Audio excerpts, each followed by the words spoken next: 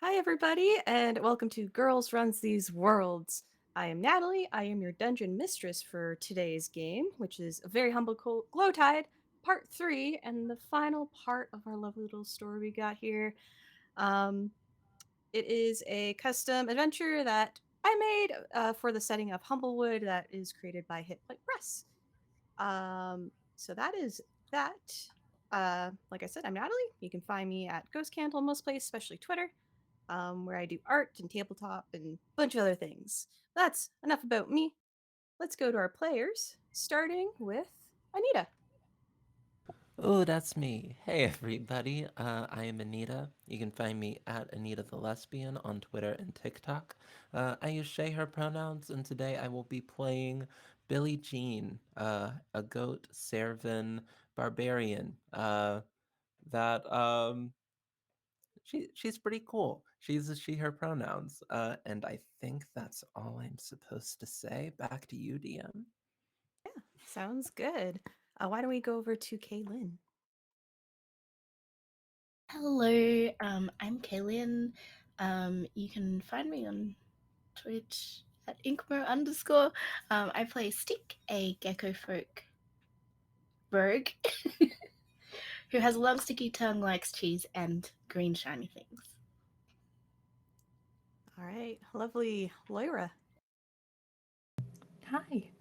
You can call me Loira. I use she, they pronouns, and you can find me on Twitter, Twitch, and Instagram as Miss Winford. That's MS_Winford. I write tabletop articles and reviews over on thecozycauldron.wordpress.com. And in our finale, I'm playing Wisteria, she, her, a celestial warlock Luma who looks like a blue racing pigeon and is pretty sure this is the adventure of her lifetime. And while this is the last time I'll be here for this game, sad, you can catch me right here next Wednesday at 1:30 Eastern, where I'll be playing Coffee and Chaos as part of our holiday one-shot lineup, which won't have any mishaps in it whatsoever, I'm sure. None at all, as someone who is also in that one specifically. None at all. And finally, but not leastly, Nev. Yeah, hi, I'm the Never Squid, at the Never Squid on all the social medias.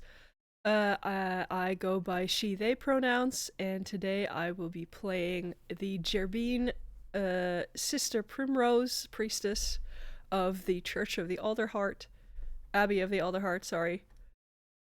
She is a life cleric, and she loves life and loves everyone. And catch me next Sunday, same time, same channel, for another holiday one shot. All right. A lot of holiday stuff happening, and we'll talk more about that at the end. But for now, we're going to bring it all back into the story we have here, back to where we left off. Our delightful group of Humblewood companions uh, was searching to where this supposed curse was coming from and where the city lopes have been going after putting everyone in Elderheart to sleep. And as they venture through the ruins of the once ancient city called Bramblewell, they came across a hearth. And with Billie Jean's in depth investigation and poking inside the hearth, she got swooped up, and one by one, they all joined and ended up in what they would later find out is the domain named Hearthcrest.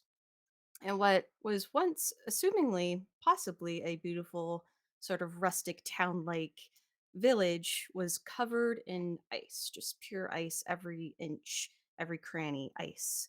And its inhabitants were just shadowy forms of humble wood and bird folk like creatures, but just shades of themselves, and some little ice mephits all clittering around everywhere. The group followed through the town with their astute perceptions, seeing that the ice had to form from somewhere. Um, they went forth and found a workshop. They looked at the stables, which had two stalls, one named Holly and one named Pine, and the workshop store or door was completely blown open, with the signs of that ice having blasted out from there. Inside, they found the workshop where it had all the toys, all of them matching up to ones that the party themselves had pulled from a certain red sack earlier in the day, from a certain Lopatch that was asking for coin.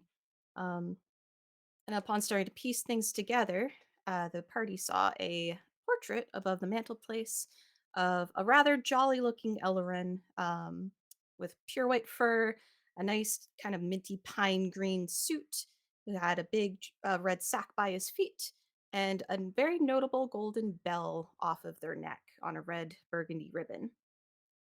As soon as Billie Jean had made the decision to put her gift back that she got from the sack early in the day, a shade came rushing into the space and combat had ensued. But as the struggles went from grapple and claw and actions of the workshop trying to stop the party from advancing any further, uh, Sister Primrose rang her little golden bell 3 times and it subdued the shade.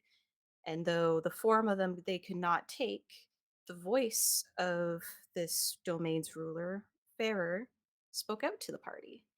They told them of their bag being stolen from his realm, and how when that happens, a curse comes until the items that were stolen were taken back.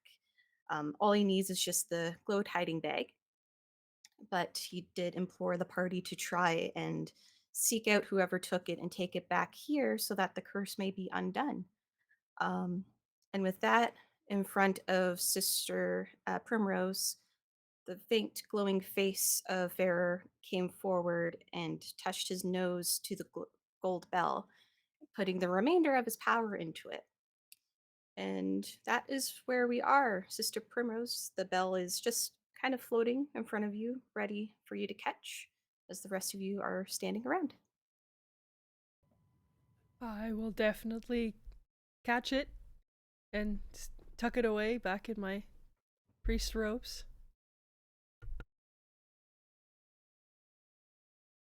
And so Fair's voice just very echoes the sentiment that he mentioned. When you're in great time of need, ring my bell. And the hearth that he put a little magic into gets a soft blue glow amongst the soot and coal that's in there, as now you can surmise that it is a potential portal to take you back from where you came from.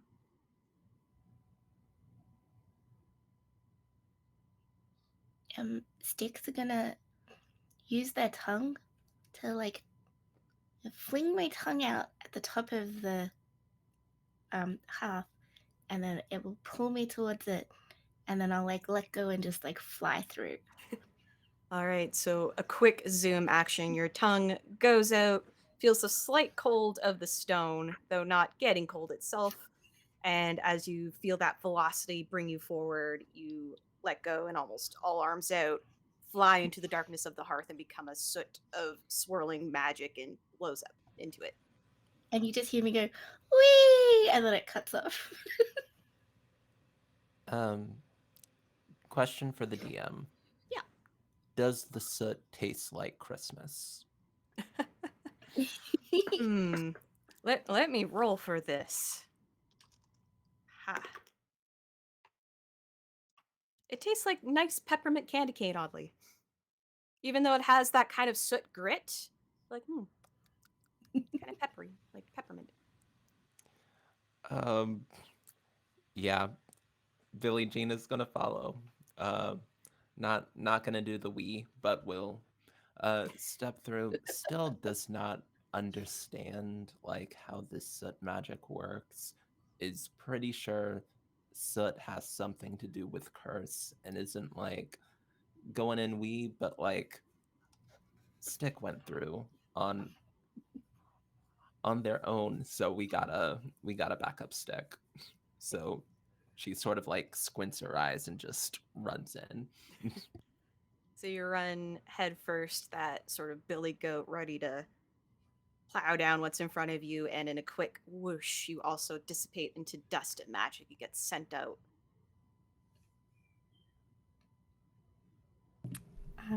Yeah, seeing the other two go through, and this seeming a lot less scary than being sucked up into the other fireplace. Wisteria is gonna take a page out of Stick's book and flap her wings and then run towards it, give a little jump. Whee! So a little whee! And yeah, you feel that rush as you also change and go. Sister Primrose will turn around and bow to the area. She doesn't know where the spirit went, so she's just bowing. Thank you. We'll do our best. And she will gently walk through the soot. And with that, as you walk through, you do feel just a very soft brush of warmth that kind of goes for your delicate, mousy fur. Just a very brief, as though something is giving you a little pat on the head, and you get rushed out in soot and magic. And on the other side, you all appear in that space where you had first found the chimney in Bramblewell. It is very dark, where you had initially a slight ambient light from Elderheart. It's now pitch black out here outside of the glowing lights that I believe is still on Billie Jean's head, as well as a light on Sister Primrose, if I remember that That correctly. it only lasts an hour, so it depends how long we've been going around. Well, oddly, you didn't notice any changes in the domain, but as you come back, the lights do seem like they're dimming. So maybe stretched a little bit, but whatever timey-wimey stuff may be going on, who knows?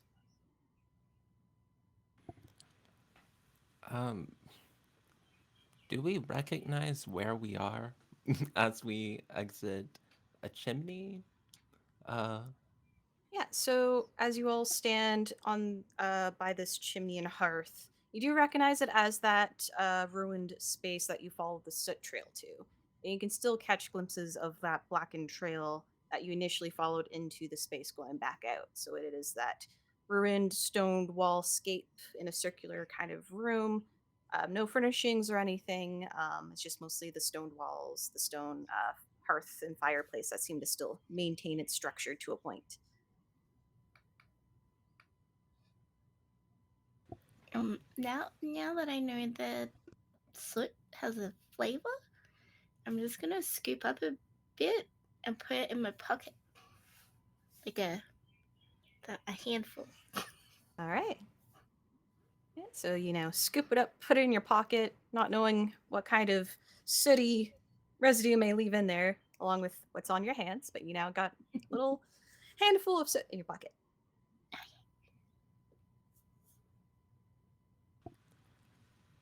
um, but I think as we exit, um, I think that we have to find this Mapak stranger that claims their name was like, what was it? Jasper? Jasper. Um, no idea how to do that. Apparently, this Jasper can hop dimensions for heists. Um, I think that Billie Jean is going to turn to the two magic people and say, do you have any magic that can find find the bag or the Jasper man? Uh, I do not know where to start looking. And everyone here is asleep, so we cannot ask.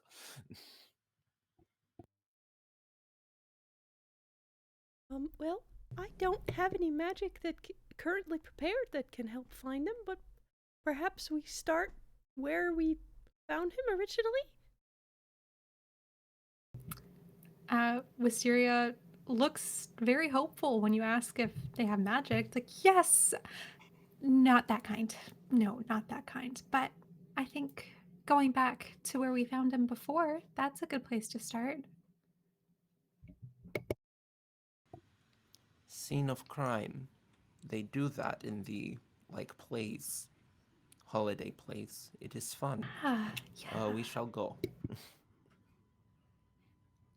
Stick's gonna look at Billie Jean and just sort of, what do I notice if Billie Jean is injured at all?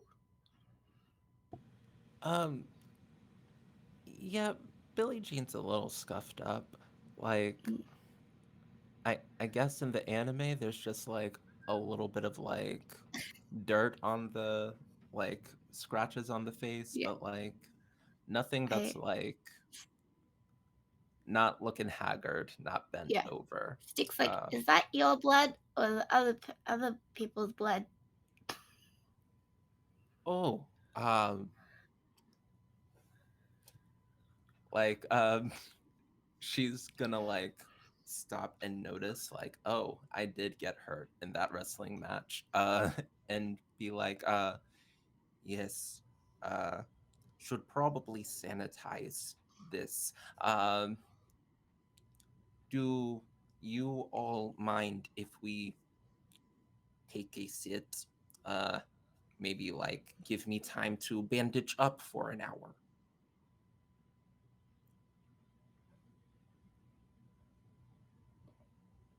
Sister I will Primrose. take that. Oh, Sister Primrose looks a little bit impatient, but the moment you point out that yeah, you've got some bruises, you need patching up, she will immediately like start fussing over you mm, and just like oh, fixing up whatever she can, and as part of the short rest, just like mother you a little bit, even though she's like she comes up to not even your waist probably. yeah, yeah. I sit down so you can reach to like where I'm hurting.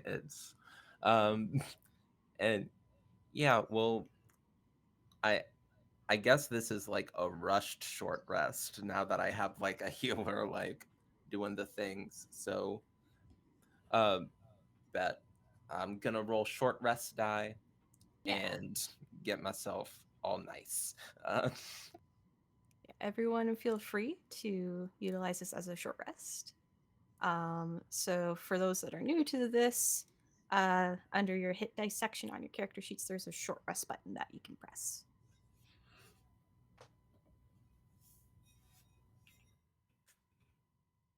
Yeah, you take a moment in this quiet space. Your lights do dim out, so you may need to cast your light spells again. As a little flying cat leaps over the different walls, catch in the dark. You hear the squeaks of the ember bats and see their little flares of fire that comes off their faces, just wafting in between the branches. Sometimes there's a snap of a twig or a branch and a quiet hoot of an owl deep in the forest in the night. Um, but I'll say towards the end of your short rest, as you're all getting ready to move again, stick with the highest passive perception. You're just enjoying your time here. But as you look up in the direction where you think in the dark Elderheart should be, though you can no longer see it without the lights, you do very, very faintly catch what might be maybe a candlelight or a lantern, maybe. Hard to tell because it is very far away. Um, but it's somewhere up in the canopy section, and it seems to be moving at almost like a double pace of something just rushing. You see the flickering as it might be passing by buildings or pillars or walls or branches. Um, and it's moving faster than someone on foot, so it could be someone mounted or on a ride of some sort, but there's something Mhm. moving very, very fast through the city. I nudge whoever's near me. I'm like, look! At the light. It's a very fast light. Look.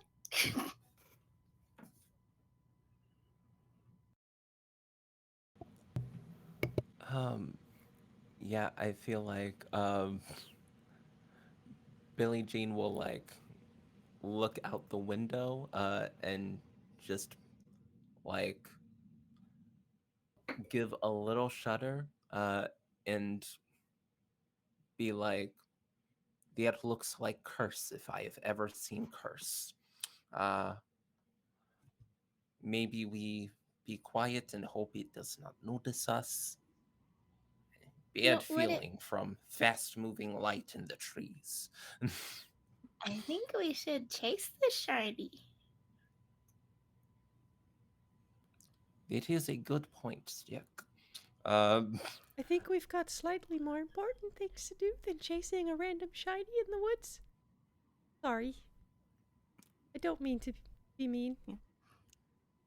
Well, now that you're all looking, you do see that there is a light, and based on what you believe is the distance to Elderheart and how incredibly high it is somewhere in the city. And you do see that it's flashing behind whatever buildings or whatever may be there before it seems to suddenly stop as though it dissipated out. Maybe it turned or something. But everybody was asleep, but that light is not asleep. I think Wisteria is going to be looking up from where she was casting Guiding Bolt at 3rd level into her ring before taking the rest. And like that's a really good point. Everyone was asleep. Maybe that person can help us find Jasper. We should follow the shiny. I think Billy will turn to her tiny sort of medic and say, "The shiny might hold clues. Uh, I am not fan of like cursed shinies in the trees, but they have points." Hey, if you say so.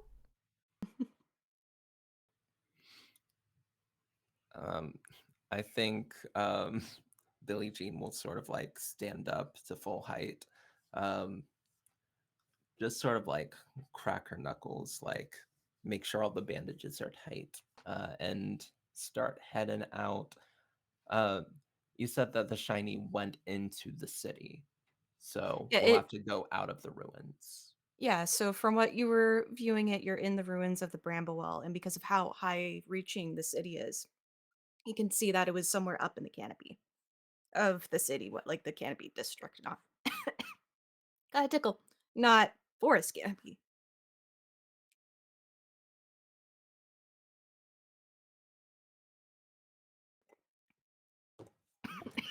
Um, yeah, Billie Jean will go and follow the shiny. Um, and yeah, um, her head probably still isn't like a light anymore, but she'll still like uh sort of like take out a torch from her pack, light it, and lead the way.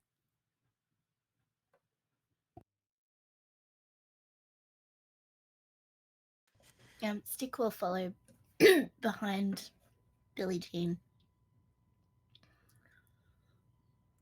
Right.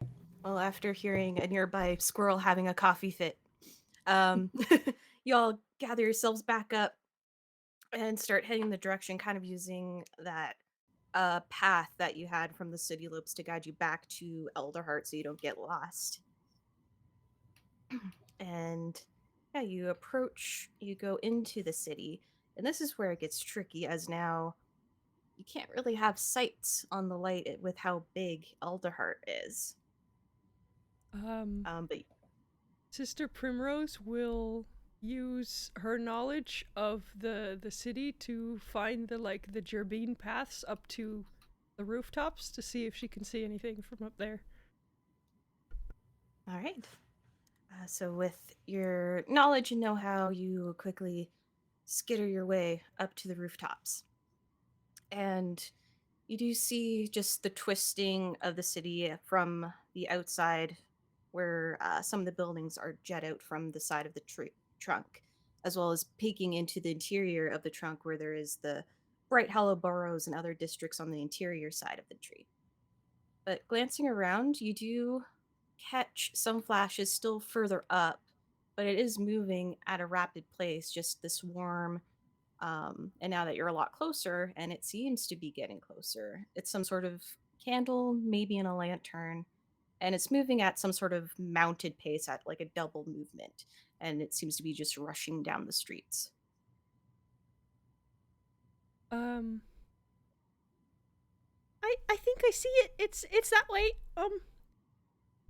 So here, go that way.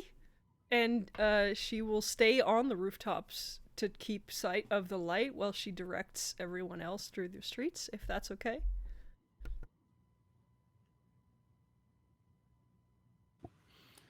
Uh, yeah, Billie Jean follows the instruction.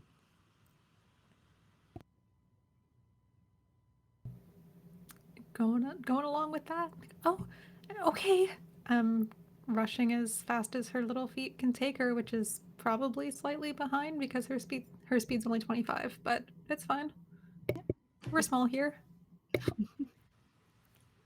Yeah, Yeah. Oh I, God. I would like to No, point that. out that Gerbine are tiny, but they have 30 feet movement speed. They have the same movement speed as normal sized people, so Quick she's feet. No. she's pretty Uh, fast, and they've got jumping powers, so she's jumping from rooftop to rooftop. yeah, that's sad because Stick has like a bonus action dash, and Billy Yeah, has 45 feet of movement. So we probably stick. just like take off and Wisteria's oh, flapping her wings like, I'm coming too. Sometimes their stick gets stick doesn't travel in a straight line, so sometimes uses their tongue, and like if it sees something that it thinks is interesting, most of the time it's nothing, but just like uses its tongue to like pull it towards like the walls, or just like zigzags around. Um, Sometimes just for fun, there's like a little like stealth rogue dash.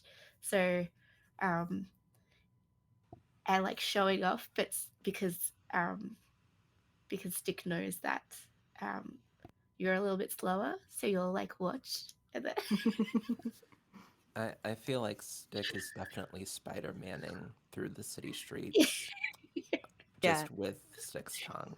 yeah, and because Stick could climb, like just has a natural climb, so sometimes goes a little bit higher on the wall, and it's just like, eh.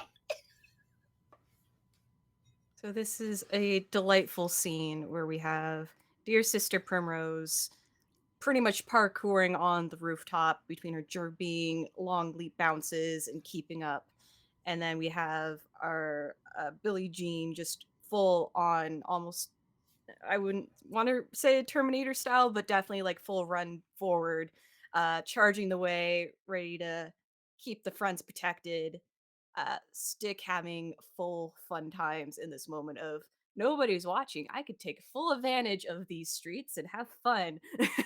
So going all over the place, and then our dear Wisteria flapping hard, hoping to make their movement even faster, trying to keep up. This will be when she flies. Most Luma can't, but she'll be the one. Yes. She won't.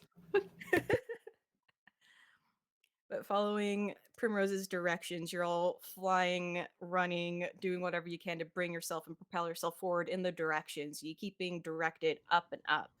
As Sister Primrose will see and shout out that there is something coming fast and down. And as the convergence starts to come between Billie Jean and Stick being in the head of the pack, if you both could get me perception checks.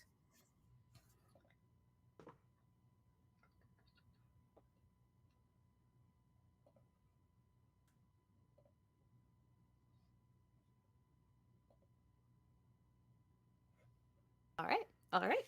23.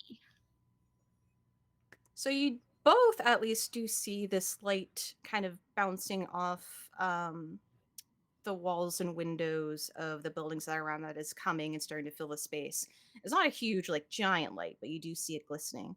But Stick, as you kind of launch yourself through the air to your next spot on the wall, you do hear what sounds like wooden cartwheels moving super fast, and the breathing and footfall pounding of some massive large creature as though it is dashing full force forward.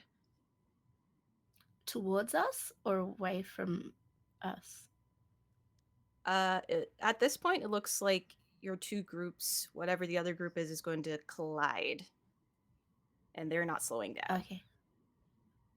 I'm gonna yell, "Look out!" And then I want to use my tongue to like land on the cart, like to grab it as it So, comes towards us. well, first you want to see what's coming towards you. So, as you say, look at, you prepare yourself to launch at, you do see it is Jasper with his little wagon cart with the bag on the back, and his giant polar bear mastiff dog running forward. And they're going at about 80 feet per round, essentially, right now. They're doing full movement and dash. Um, he seems pretty frazzled and is now in brand new clothes from what you can tell. He's no longer patchworky in his clothes. Um, but to try and launch your tongue at something moving 80 feet in 6 seconds is going to be quite the feat. I will Um, try really hard. so let me just double check your fun feature. It is going to be a pretty high dex for this one. Um,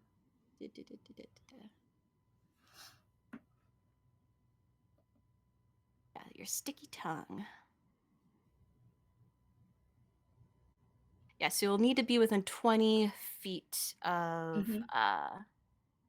the cart. So you'd be waiting until almost the last moment. Mhm. Um,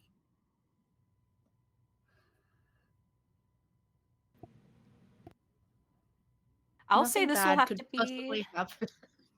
this will be a two-part check: a dexterity Okay. to see if you can like get your tongue to hit it, Mhm. and then a strength to see if you're able to maintain your stick and bring yourself along with the cart. Okay. All right. So do I just roll straight dex and It can give me dex, general dex, or acrobatics, whatever you wish to do. um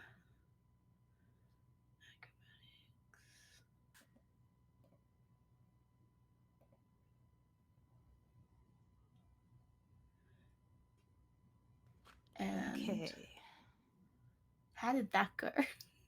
so a 14. This was a tough one because the cart's moving very, very fast. Mhm. So as you prepare yourself and go to launch your tongue forward, it just for a second almost looks like it might hit the polar bear mastiff dog creature, Mhm. but then it just passes over, and Jasper quickly grabs his hat and ducks down, freaking out about what that was before catching sight of you at that point. You made yourself very visible now, Mhm. and he's Um, just holding his hat, and yeah, that cart's still going. and I think you said it was like going to like collide with us. Like we are headed in the same direction, about to crash. Um, Billie Jean has been dashing as well. Um, and let's see what exact stats does she have? Yeah, she has 45 feet of movement. So she's been dashing. She's going 90 feet, like in that direction. I feel like she's just gonna try to tackle the polar bear. Um, like recognizing, yeah, that's who we need. We found it. Like Stick's instinct to follow the light was right. We just gotta catch this thing. And I think she's just been on that one track mind. I don't think she's thinking of stopping. So she's just gonna get mad and try and tackle a polar bear. Um, All right. So I want you to roll me a strength. This will be between you going crashing face first, trying to tackle a bull bear uh, dog creature, and this is going to be against the dog creature while it's also having a cart behind it. So we'll see what happens. yeah, like, do I have time to rage? I'll say in like the seconds that you do see the cart and this polar bear dog coming straight on towards you, and Jesper like starting to freak out to wave you guys off to the sides. Yeah, you can rage if you'd like. All right, I use my last mad point, um, and then I will roll. Can I do an athletics check with this? Is this very athletic of me? Yeah. So for grapples and stuff, it'd be your athletics. Awesome. I'll roll one at advantage. Oh boy. I need my card. There we go. Would you want to add a d4 to that? Because if you still have Wisteria's talisman, you can add a d4 Ah, if you failed. I love that. Yeah. I don't know if I failed yet, but that's a polar bear, so it's probably pretty strong. Yeah. So I'll roll a d4 on top. Nice. Hey! Okay, Good talisman. d4. Well, Jasper has no idea what's going on, but he doesn't want to hit anybody. So he's going to use a reaction as the driver to help his little mount to also get advantage on trying to not run into you and be grappled by you.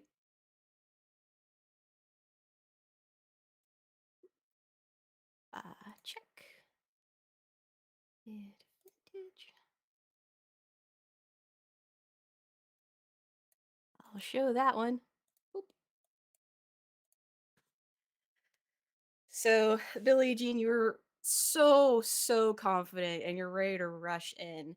Um, just full arms, ready to grab the fur. But as you do, you feel your hands take on that fur, but just the massive mass of this polar bear dog and the weight of it coming straight forward and rushing by you, and Jasper's pulling on the reins to get it to sort of juke around you and do a quick maneuver turn.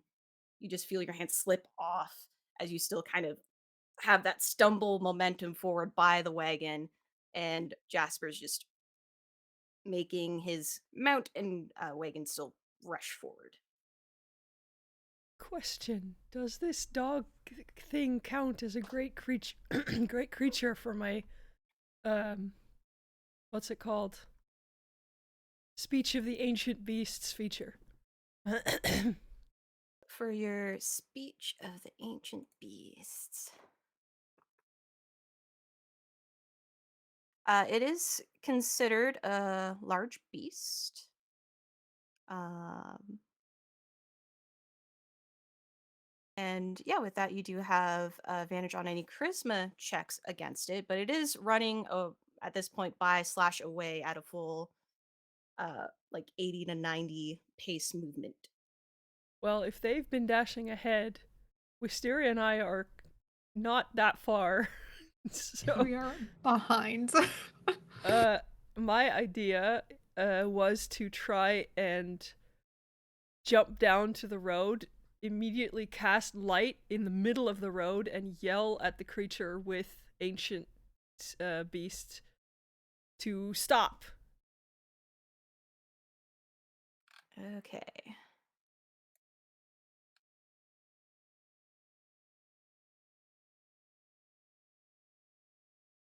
So, just making sure I'm understanding the thing correct. All right. And Give alternatively, if it's close enough to the side, thaumaturgy a door open for it to run into. uh not too close to the sides. But if you want to give me just a charisma uh roll, I guess persuasion, which because you're talking to a beast, you get advantage on.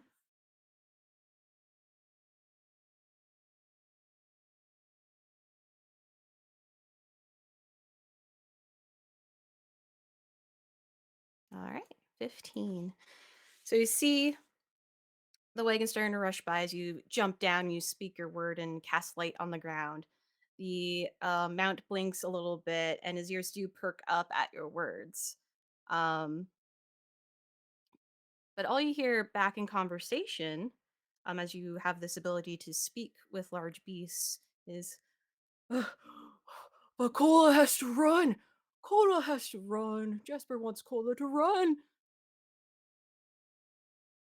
Well, I want you to stop. You sound so tired.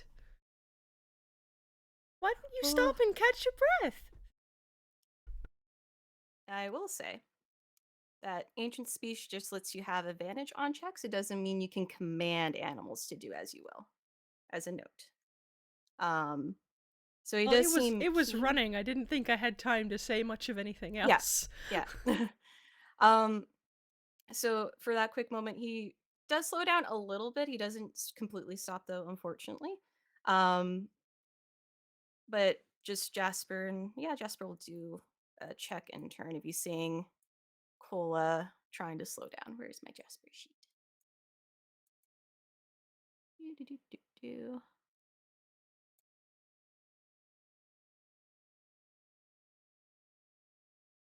Oh, Jasper, why do you have to do that?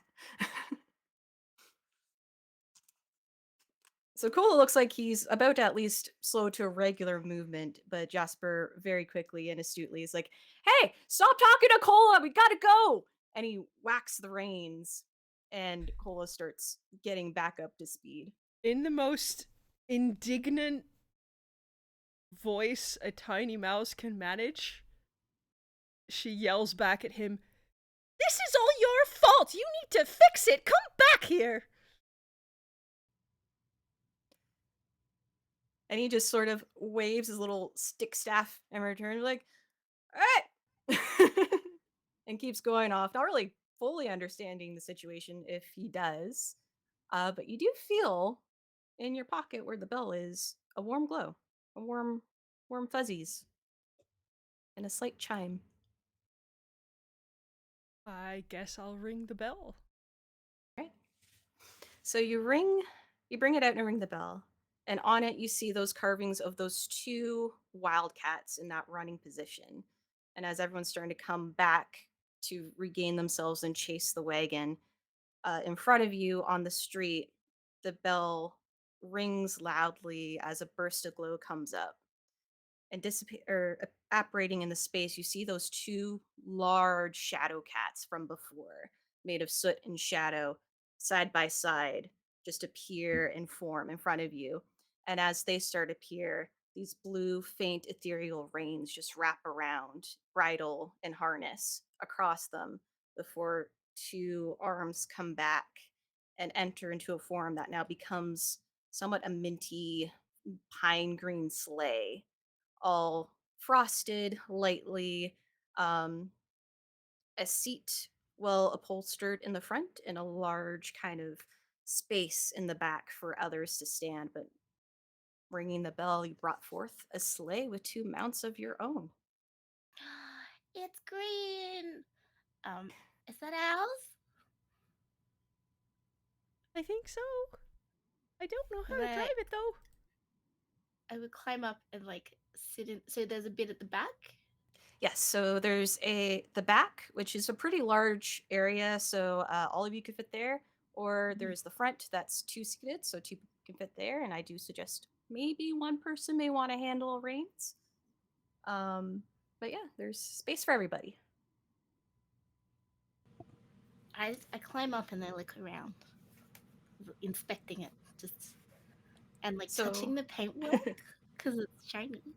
yeah, it is well designed, well lacquered, and the space is awfully comfy. It is quite big, at least for you. Um, Word. Like, I think that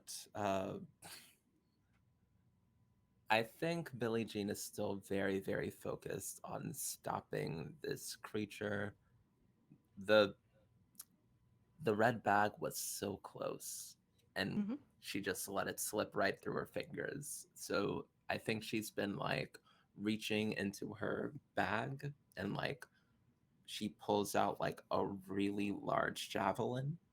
Uh and with it, uh the half-eaten cheese that she saved for later. She's gonna stick the cheese like onto like the end of the javelin. Uh, like shout out in whatever mountain language they like used to speak back home. Uh, just um, towards the creatures, and just yell go, uh, in as much of a commanding voice as she can, uh, before she's gonna chuck the cheeselin, the cheese javelin, the cheeselin, uh, the the Java cheese, um, at at the back of uh, at the back of its name starts with a J. I know that. Jasper? Jasper. Jasper's head. Gonna gonna try to All attack right. Jasper. Yeah, at this moment, as these things are happening fast, they're starting to reach the end of where you have the range of javelin, but you can still make that strike while they're just about to leave your range. Okay. Yeah, like so. Is this like the long range of the javelin, so I have disadvantage? Is that what Yeah, you're it's telling going me? towards that 60 to 120 feet. Bet. I will go ahead and attack recklessly then. I'm pretty sure I All can right. reckless attack for ranged attacks. Yeah.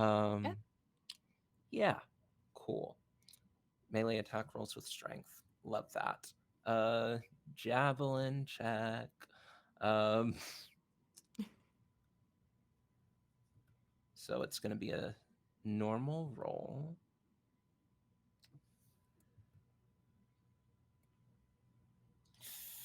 Not good. um, No. ha- Do you does have that inspiration hit? to spend? I think I spent my inspiration last time, and I Yeah, I don't think think I that got was another against the one. shade. Yeah. Uh, so yeah, that is a 12. Unfortunately, a 12 does not hit Jasper. Yeah, So you're. the cheese like makes it wobble a little off course, but I do have a second attack, and I'm gonna try to hit Jasper this time a little more lethally with just a javelin point, because I got Okay. another one, um, and boom.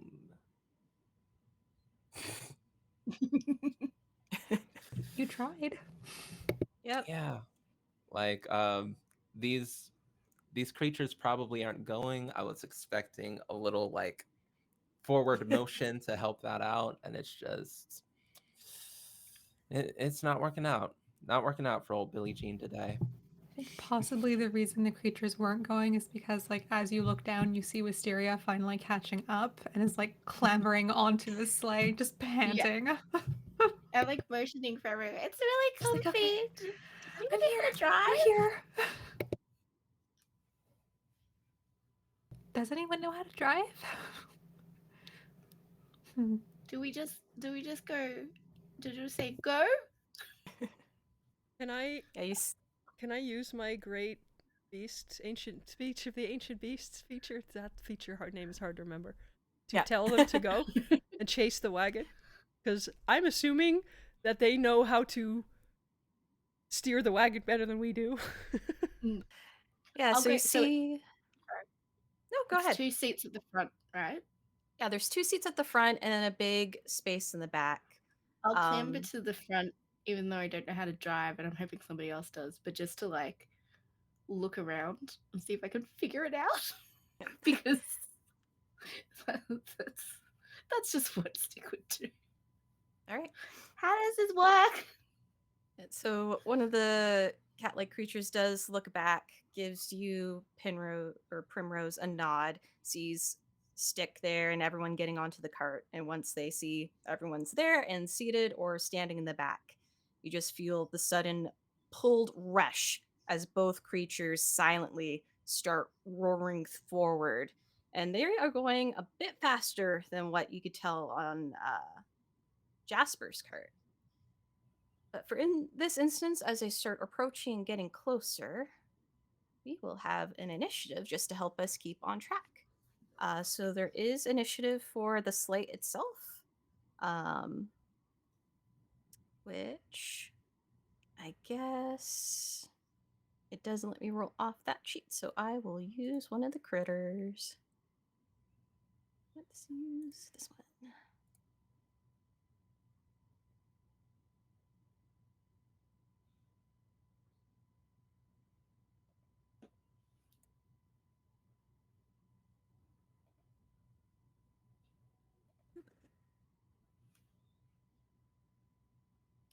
so Holly did well. And then for Jasper's wagon,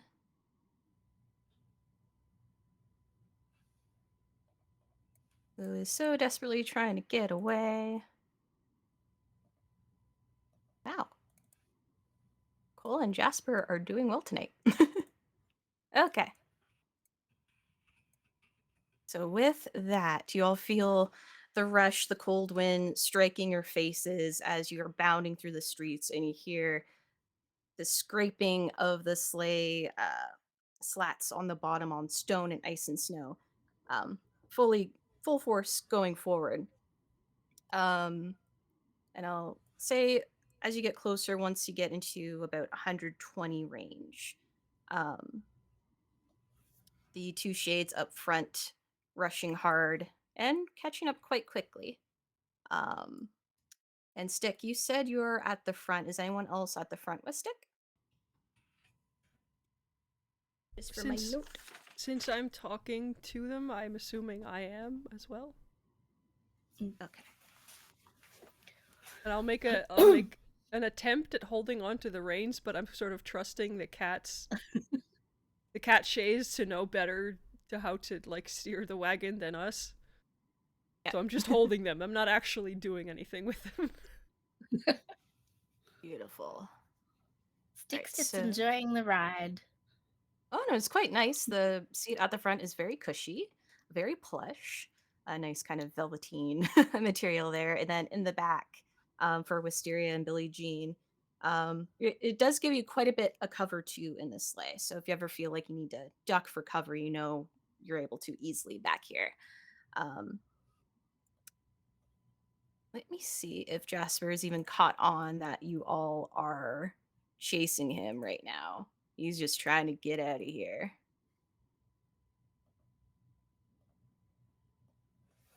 Okay.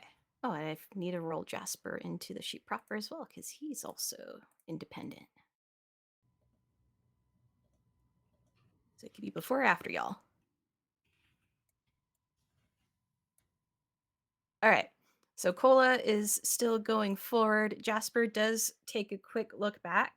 And as silently as your sleigh is going, he does take a quick note of just in the shadows of something following him. And he has a bit of a freaked out moment for a second, as he's going to try and use a spell to throw whatever's following him off balance. And he's going to send out, as he raises his little sticky staff, a snowball swarm. So just above, as you're all propelling forward, there's a 5-foot sphere as sudden snowballs start coming down to pound on all of you. So I need everyone to give me a quick dexterity check to see if you can just duck down to avoid the snowballs. Is that a save or just a dex? Sorry, yes, save. Dexterity saving throw.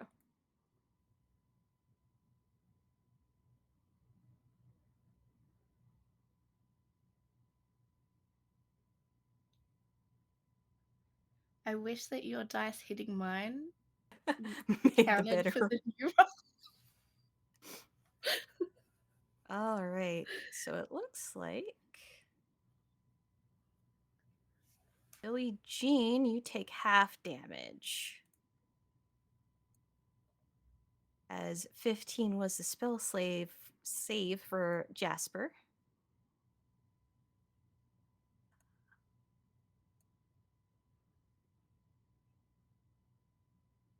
Not terrible damage though, as you see the sudden burst of snow collide and come down in snowballs and start pelting the sleigh and you all. Am I still raging at this point? I feel I'll like I say made yeah. attacks. Yeah, you Okay. tried to grapple, you threw your javelins. You're good.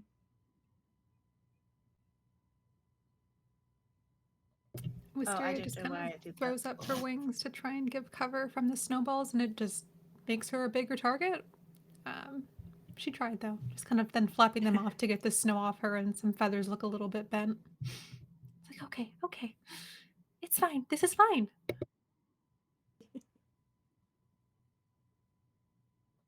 Sister Primrose is looking steadily more indignant as they go Mhm. because she can't understand how someone could be so selfish to ruin Glowtide for everyone and not even try to listen to fix it. So she's getting a little upset. And you haven't really seen her mad before because she doesn't get mad, but she's mad. Yep. Well, all we know for now is So Jasper what? has been rushing away for whatever reason and has new clothes. Cola is Cola. It's a good dog bear. Um, How and yeah, close to it are we so we're at getting this up point? to 120 feet. It is the sleigh's turn, so without any input from drivers, the two shades just propel forward and they are much faster than Deer Cola. So they're able to get within 50 feet. And for Stick and Sister Primrose being at the front, as the two shades get closer, you do see just a faint blue light that kind of shimmers across their body. And you see what looks like the peeking out of pure white fur as they are looking towards the red bag. And their little horns take on a more almost elk like a little elk like horn, and the spines along the back on one, their foliage fur becomes more like pine, and the other one gets more foliage fur that looks like holly, as the two giant cats are now getting so much closer to that bag.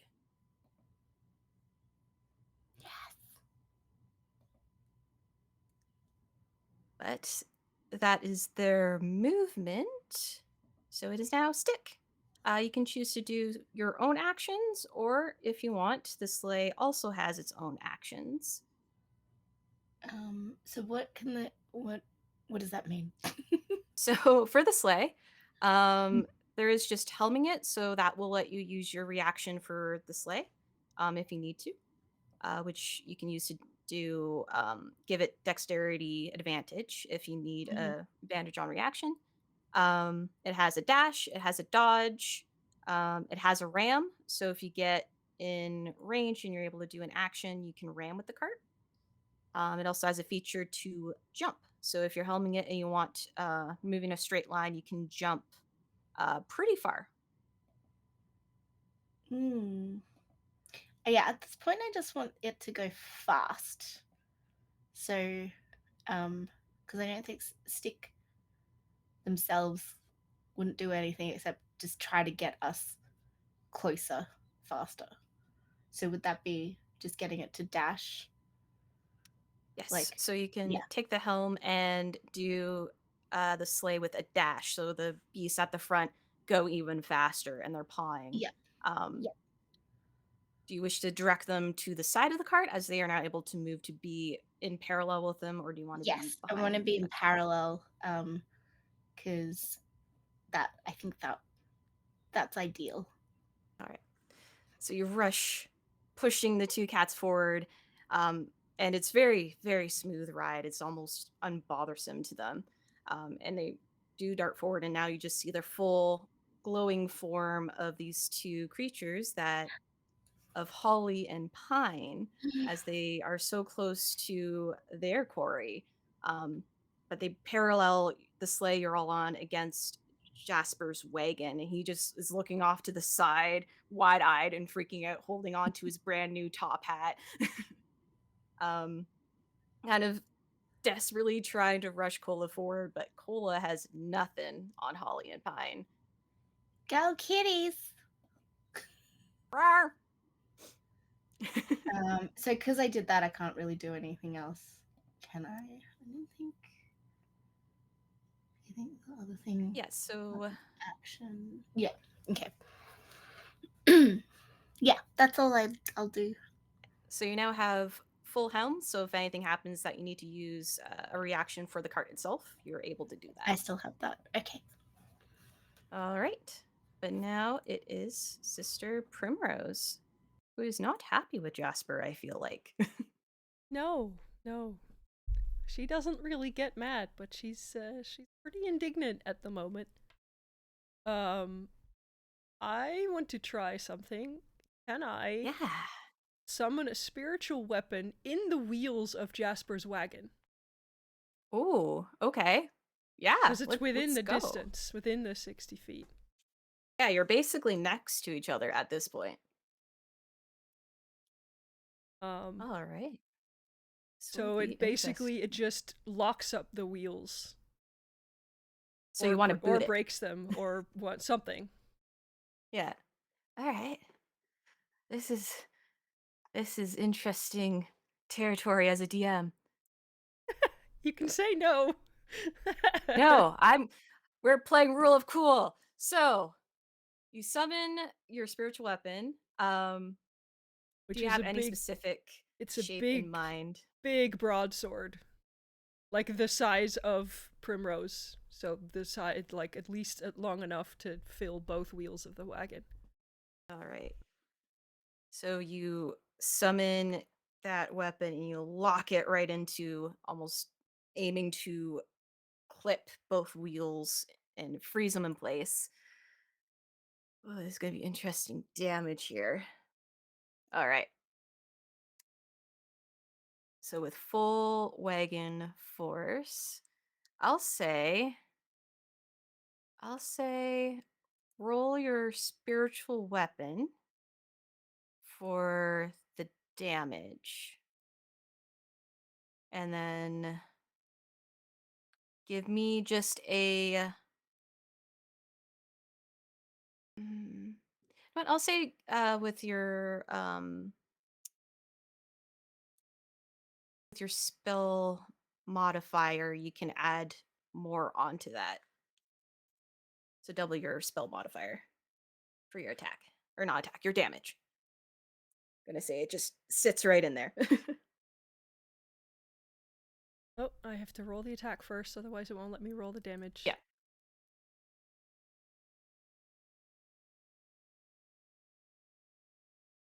Okay. It does hit. So you do manage in the speed of things slot it in.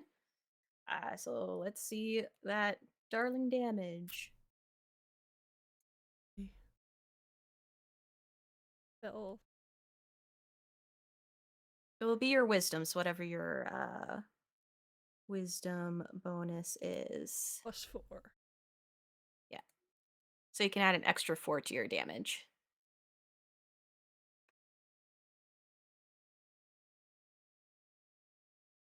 +12 force damage. All right. And because it's going across both wheels, that becomes 24. And almost in an instant, everyone in the sleigh sees just splinters of wood and the sound of cracking repeatedly, almost at rapid pace, as all the spokes on the wheel get shattered apart. And you watch as just what's left is those circles kind of fly off on either side, and just the wagon slams down, butt down on the ground. It's still being pulled forward, but it is heavily damaged and is probably only going like 5-10 feet around, as Cola's like freaking out and running because he's freaking out, but he can't pull anymore. Uh, and then I will speak to Kola again. Please, rest now. The wagon can't move anymore. You don't have to run anymore.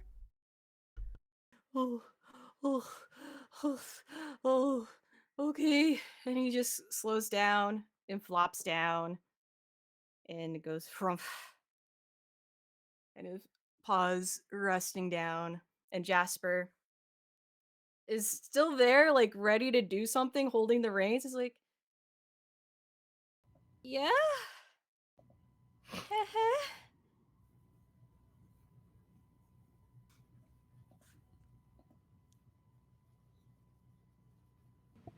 Was there anything else for this? I Are we still at like an initiative order for this, or can we just do stuff? I'll say we'll exit, but we'll let Billie Jean be the first one Yeah. to enter scene. um yeah, I guess Billie Jean is just going to hop off of the like pretty fast moving like sleigh that she's on onto like and just directly thud behind Jasper. um and just like reach out a hand and like palm their skull just so that like Ah. you're not you're not moving anywhere anymore. um so I'm just going to hold Jasper still. And yeah, you feel like him trembling underneath your hand. He's holding his stick very hard, but he's now. You know what? Let me see if he's completely intimidated by you. Probably is, but we'll see. He's just gonna try and do a little. I'll give him disadvantage because that was a lot that just happened to him. Oh yeah, he's terrified right now, so he can't even think of a spell to do anything back at you. So you just feel him trembling, holding on to his little walking stick staff thing. What happened to his top hat? It I must fall. probably just like squished it with my Okay. hand. So he's just like, oh, not the new hat. Wisteria want to do anything? I think Wisteria is still probably cowering from the showering splinters, and I'm slowly coming up from behind the back of the cart. But then Yeah, looking over to Sister Primrose is like, oh, she has a serious face on, so does her best to look stern, which she's trying. the sleigh you're all on, except for now Billie Jean, but for the rest of you, it does come to a nice, easy slow as the cats wrap it around and circles the wagon of Jasper. And yeah, Does Stick want to do Um, anything before Sister Primrose goes off? yeah, I think Stick wants to try and grab something off Jasper. I was I gonna go for the hat, but you've like spushed it. I feel like this is like standard operating procedure with how we used to run things. Um so I think like I saw like I saw magic happen with like getting pelted by snowballs like when they did something with the staff. Yeah, So I'll sort of like give give you a sort of nod towards the staff and be like and I can that tell is that's what the he's trying to hold eyes. on to. yeah, So I want to try and use. I know he's grabbing it, but I want to try and use my tongue to try and take the stick. yeah. So I think there'll just be strength on Jasper's part against your tongue. Yeah, as DC 15 strength saving throw to maintain grip.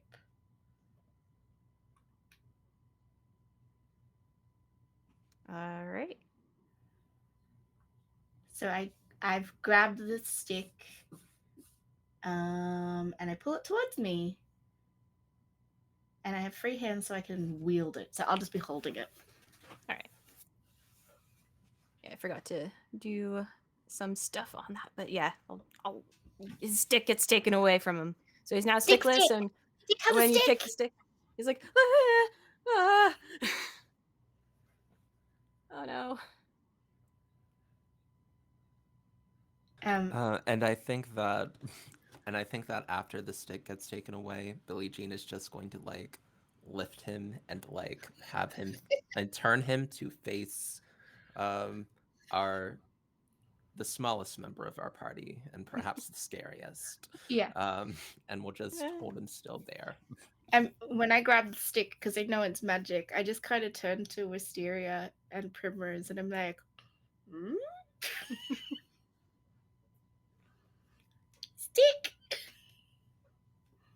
I think Wisteria might grab onto that for safekeeping. So stick with this particular stick seems like maybe a bad idea.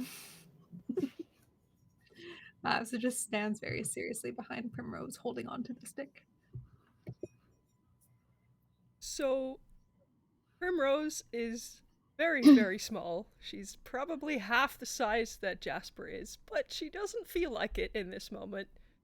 In this moment, she kind of unintentionally uses thaumaturgy to boom her voice, and it just kind of makes her feel a lot bigger than she actually is, as she just indignantly stomps up to Jasper. You are disgrace of a humble folk. This is Glowtide, and not only did you steal from the spirit of Glowtide, but you also made other people pay money for something that should have been free gifts. You should be ashamed of yourself. What do you have to say for yourself? I wanted luxury? You said yourself you appreciate the soup kitchen. How could you appreciate that and then with the other hand completely ignore everything we do there? I I didn't think taking the sack would do anything. It just was big. I threw gifts into it to take back. I wanted to make a quick coin. It never stopped giving gifts. I thought, okay, I can do something. I can do a company out of this, sure. And next thing I know, scary cat things were chasing me. They look different now. Uh, and then he kind of just dejectedly looks down. Well, perhaps next time, don't steal magical items from magical realms to make a quick buck, you selfish creature. He nods, and then kind of just like, meh, no. Um, I think that, like, at that point, if sister is done, um, I I think that Billie Jean is just going to turn him like, Mm, and just like not lift him up, but like mm. go down a little bit and say, luxury is understandable.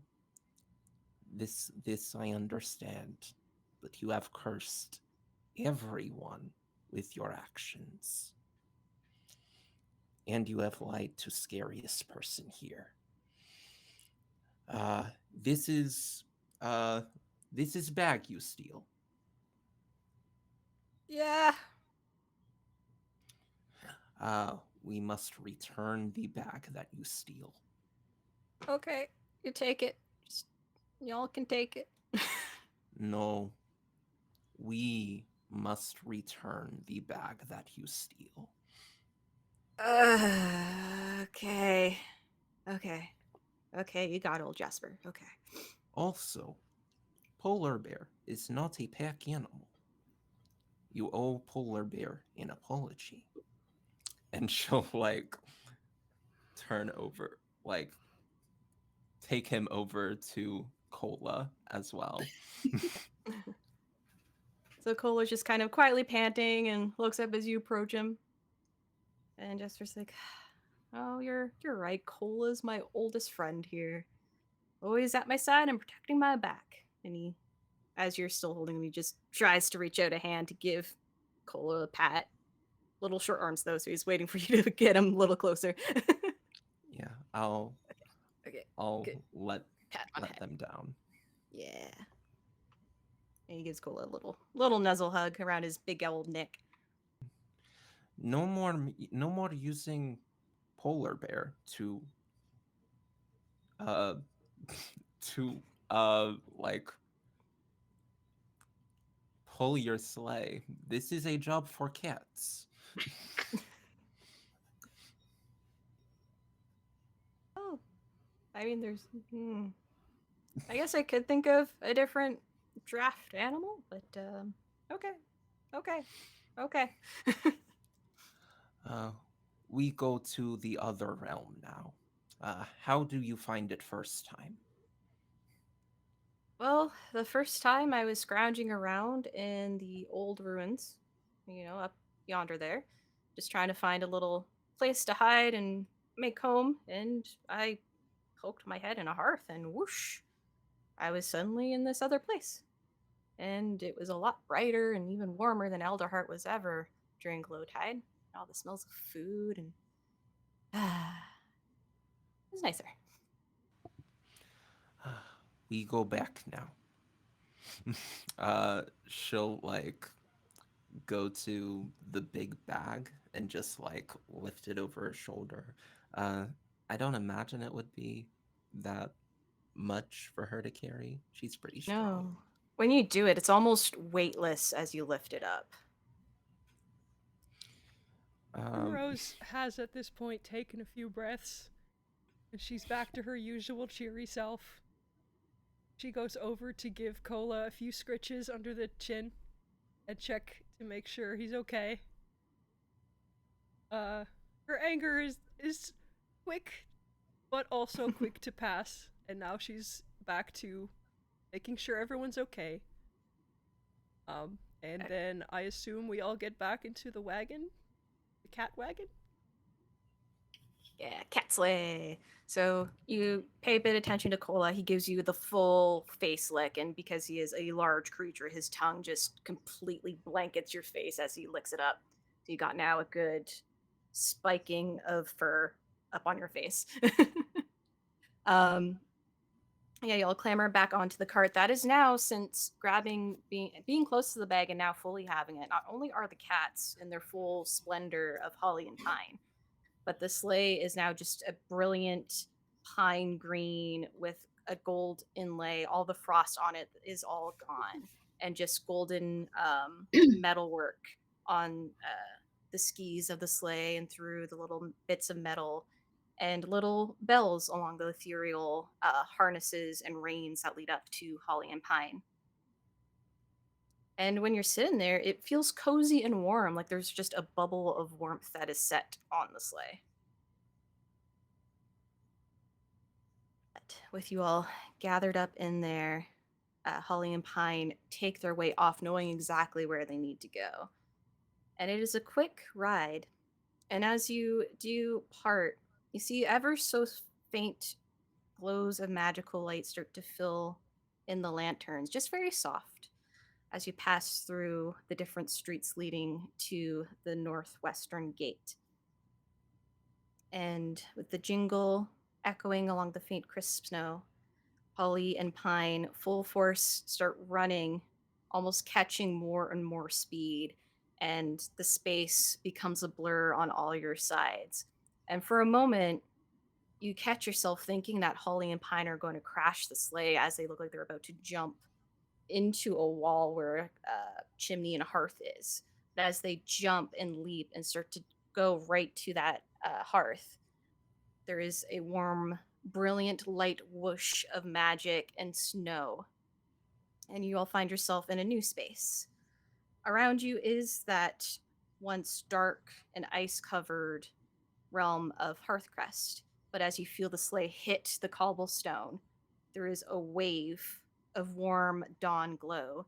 And all around you, as you dash forward, you see the spires of ice start to melt, and new lights pop up in lanterns, and glows of golds and reds and greens start coming up all around you in swirls as new life takes place.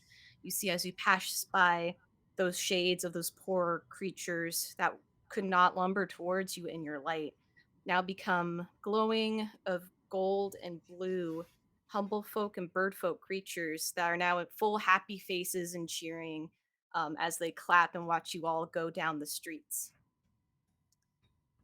And with the full force of Holly and Pine, you find yourselves in front of the workshop as they skid to a gentle halt. And a look to you all to do what you know what you must do.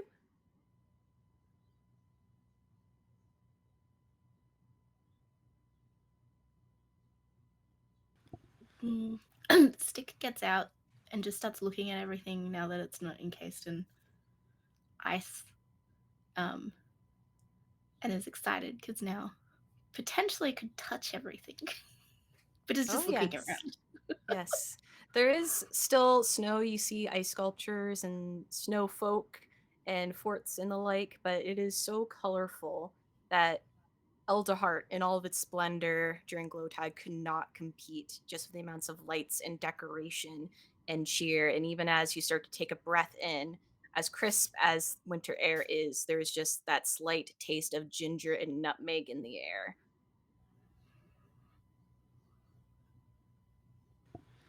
Um, Billie Jean's gonna take up the rear just to make sure that, um, just to make sure that Jasper doesn't make a run for it. um, but yeah, we'll just like still be holding the. Well, yeah, is actually gonna like give it back to Jasper as like we begin walking in, and we'll just sort of nod them in the direction of the workshop. Yep.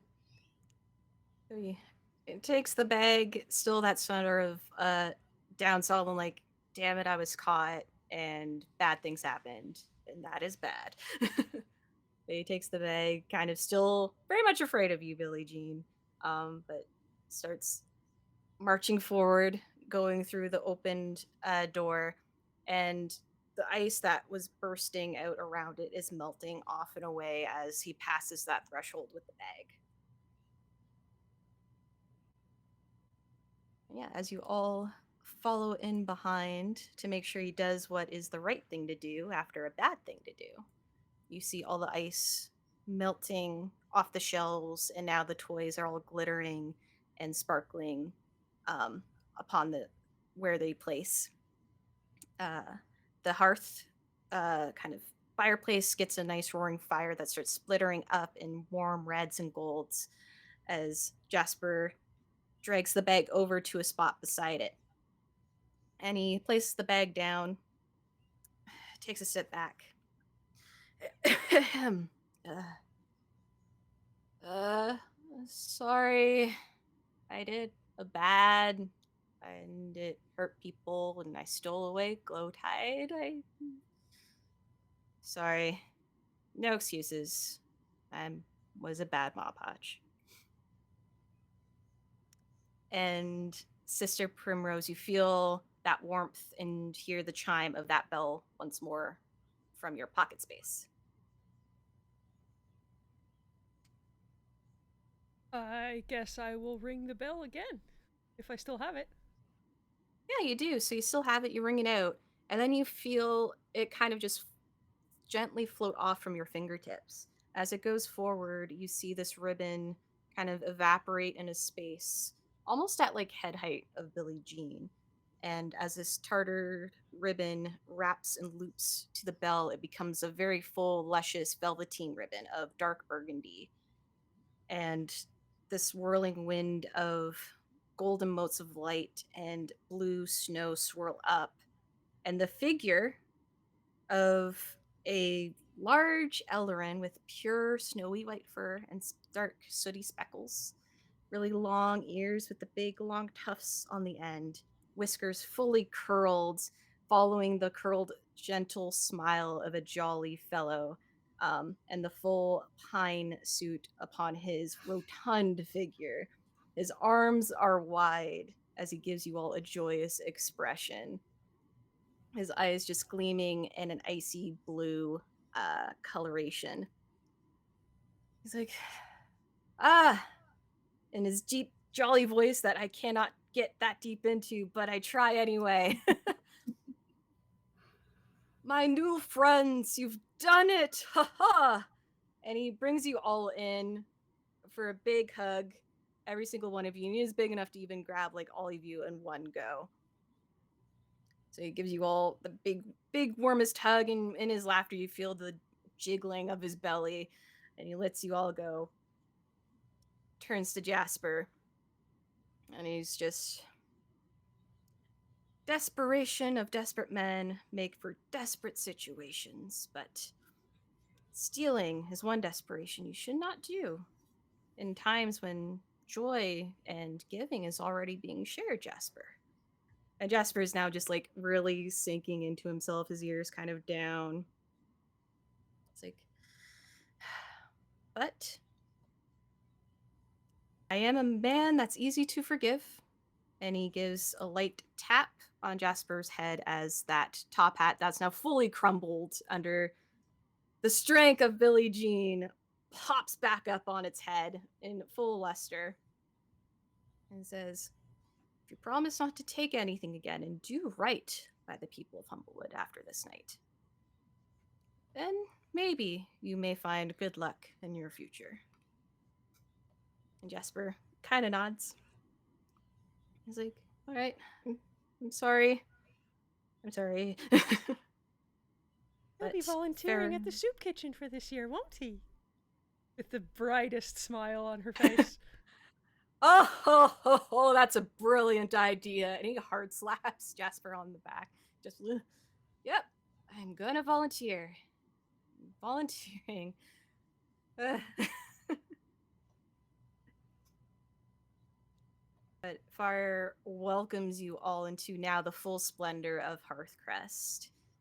It is still late into the night, but you smell all the kinds of foods and treats that are here. You see all the trinkets and decorations all around, and he welcomes you to tour the town and take part in the celebrations. As even looking out, you hear the music and songs of folk just celebrating in spirit, creating a nice warm space. And you can see even from up on the hill, that center square, you hear the jingles of the glockenspiel now ice melting away, and you can see the turnings of gears and figures popping out from the clockwork as little dancing mice and raccoons and deer and goat and bird all just come flocking out in numbers, dipping in and out and going all throughout the fountain.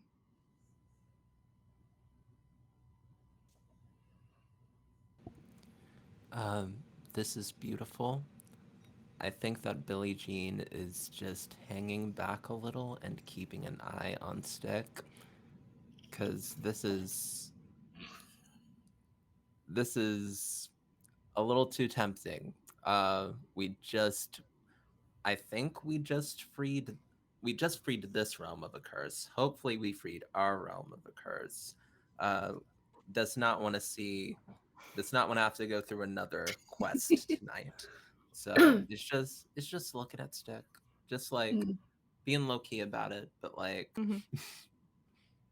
just yeah, watching.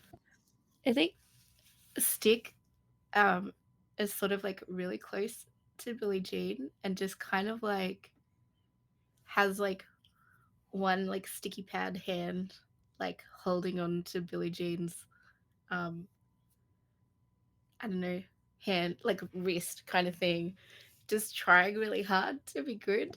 But you could see one eye is on what's happening here, and then the other one just kind of like darts around a little, just always spotting something, like a little bit of shiny movement. Yeah, I like Billy definitely lets you hold her Yeah. hand, and it Yeah. is it is a vice A grip, little bit of but we're tongue sticking out, just like mhm. Mhm. I think similarly, Wisteria is just really caught up in the beauty of everything here. And it's wonderful to see that the curse has been ended on this realm, and that bodes really well. And it's really nice that we're being invited to all of these celebrations. But what about our home? Mhm. I believe that's what we'll find out when we come back from break. All right. Well, this has been a fun little part 3 so far. Of course, if you've been enjoying yourselves, make sure you not only drop us a follow here on Twitch, but make sure you subscribe, as subscriptions help everybody here on this channel. It helps support our creators and storytellers, and all the endeavors that we take. And yeah, why not? We're cool people. We do dope things here. Just come and support us. Come on. But for the meantime, let's take a quick 15. Let everybody have washroom break, water break, medications if you need it, stretch if you need it. Well, we all need it. Make sure you're stretch. Do whatever you need to do to look after yourselves, and we will see you in 15.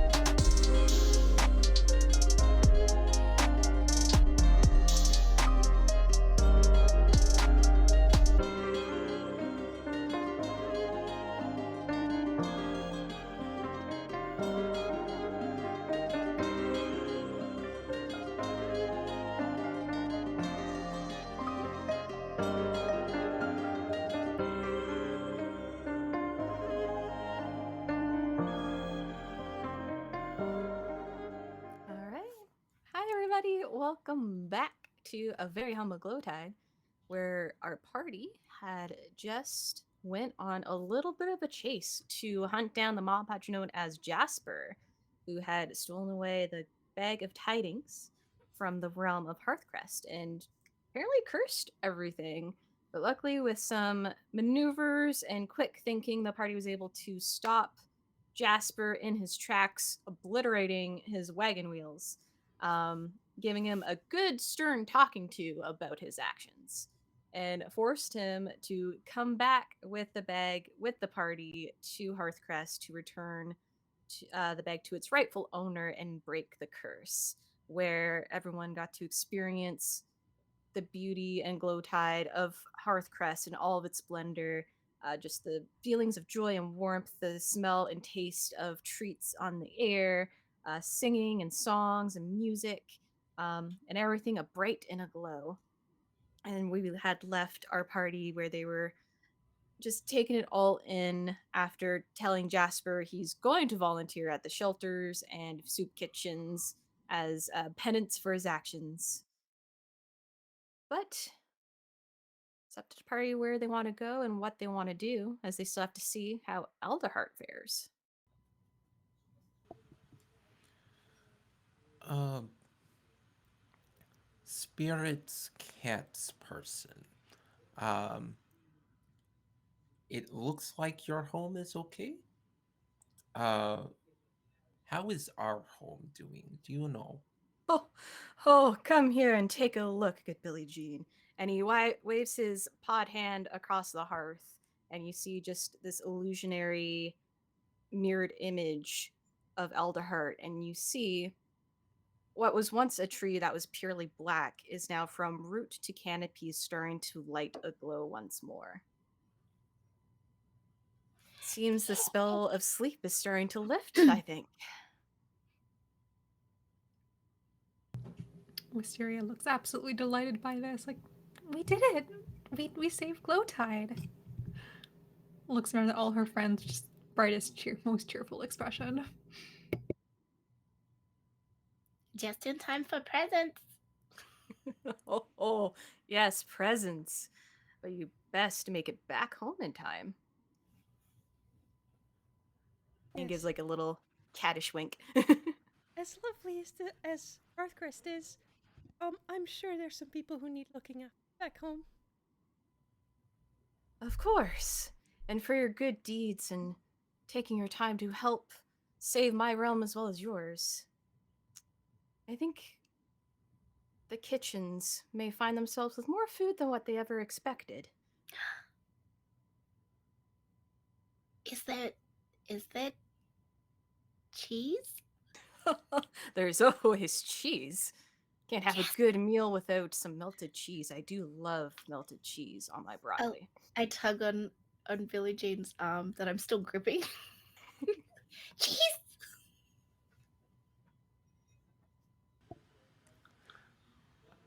Um, yeah, I think Billie Jean is a little bit relieved. She doesn't understand what's going on. It's like it's a little vision ball, like a crystal ball that's like showing me something else.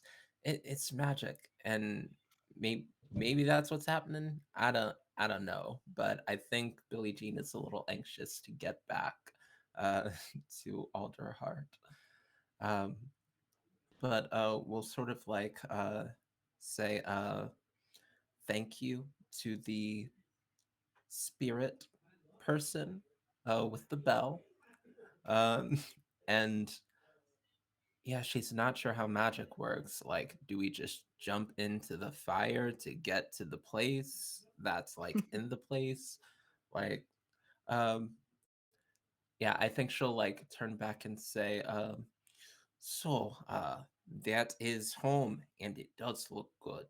Uh, wait, how do we get there again? Can we just go back out the way that we came in? Well, you are more than welcome to use my hearth once more, but if you want to take a quick look at the town, you could also exit at the far end. Um, yeah, I think she'll turn because everything here is super cool. Um, like this is a really awesome celebration. It's like there's snow everywhere, but it's not freezing. It's a really beautiful town, and she wants to get home quickly, but also how often are we gonna go to mystical other planes of existence and see the sights? Uh, she'll leave it to the rest of the group. Yeah, I think Wisteria's first question is like, are we going to be able to come back? Will we be able to visit again? Well, usually when people come to my domain, it's because they're looking for a place uh, to celebrate Glowtide when they are too far from home. But maybe I can make an exception that next year my friends may be able to come back. Um, there's a little excited like wing tapping going on, like, oh, good, wonderful. Um, looks to the others like, well, I know we want to get home, but would you want to take a look around?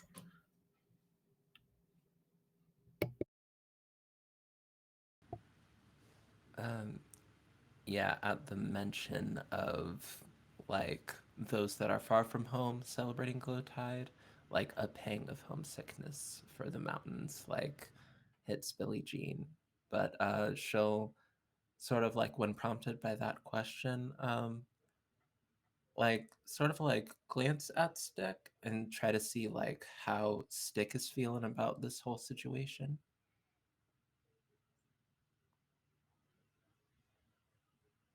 You Yeah. are muted, Kaylin. Yeah, sorry. I was like, yeah, Stick's eyes get really big at the idea of looking around, and just has been very well restrained, but is very excited. um, Billie Jean will sort of be like, "Yes, let's see the sights," and make for the door. Um, is Jasper coming with? Like, what's Jasper doing right now? Yeah, Jasper's kind of very much a little bit into himself. His paws are sort of folded over in front of him near his chin, um, feeling kind of bad. But he is looking around. You already had the sense he had been here before, but it's always a brilliant sight to see and such a good feeling that always comes with entering this space. Um, but fair, the Glowtide Ellerin keeps a good pace around Jasper after everything. So he does start pulling Jasper around to be in place of the party, so he doesn't get or tries to get left behind.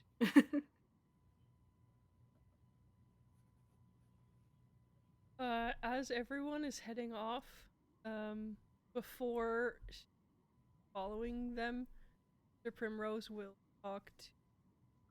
What's the spirit's name? I'm sure we know his name at some point. It was Yeah. mentioned, but I totally forgot. Uh, Fairer. So Farrar. Error.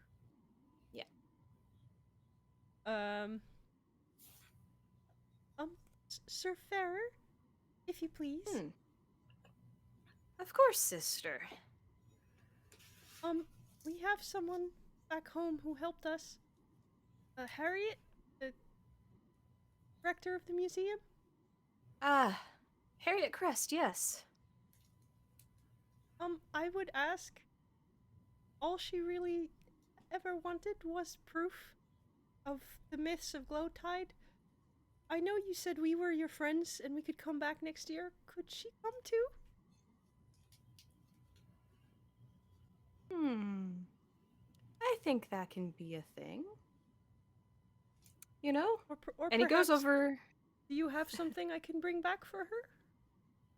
Yeah, he does start walking over to the bag of tidings, and you see his big paw reach in, and he pulls out um, a book similar to what Harriet had, but it's now a much bright leather bound book, much denser. Um, but he brings it over and he lets you take it. And he says, give her that book as a gift. And with her belief in my spirit and the spirit of General Glowtide, she'll find her way here in time. Right. Thank you very much. And she'll like give a big bow before sticking the book in her bag and Don't need to bow. And he just like big hand, paw, entire back, scoops you up and brings you out to the door with your friends. for the rest of the trip around, Primrose will be looking around with big eyes and just enjoying everything. She will bring up the rear and keep just a bit of an eye on Jasper to make sure he's off anywhere. Mhm. But other than that, she's just enjoying her friends enjoying themselves. Yeah. And it is a beautiful space to be in. And as you were all starting to walk through the town, you just see lots of aspects where it makes you think like it must have been pulled from somewhere in history books of long forgotten traditions and aspects of life that are no longer present in Humblewood. And there's at moments where you almost feel like you get a sense of something of home. Like for Billie Jean, she'll look over and you see this group of servant that are all decorating each other up in different scarves and garlands and such. And for a moment, as you watch them, just on the air, you get a brush of cool wind that smells like a mountain crisp pine. And it just fills your nostrils. And then you get the hint of burning wood like a campfire.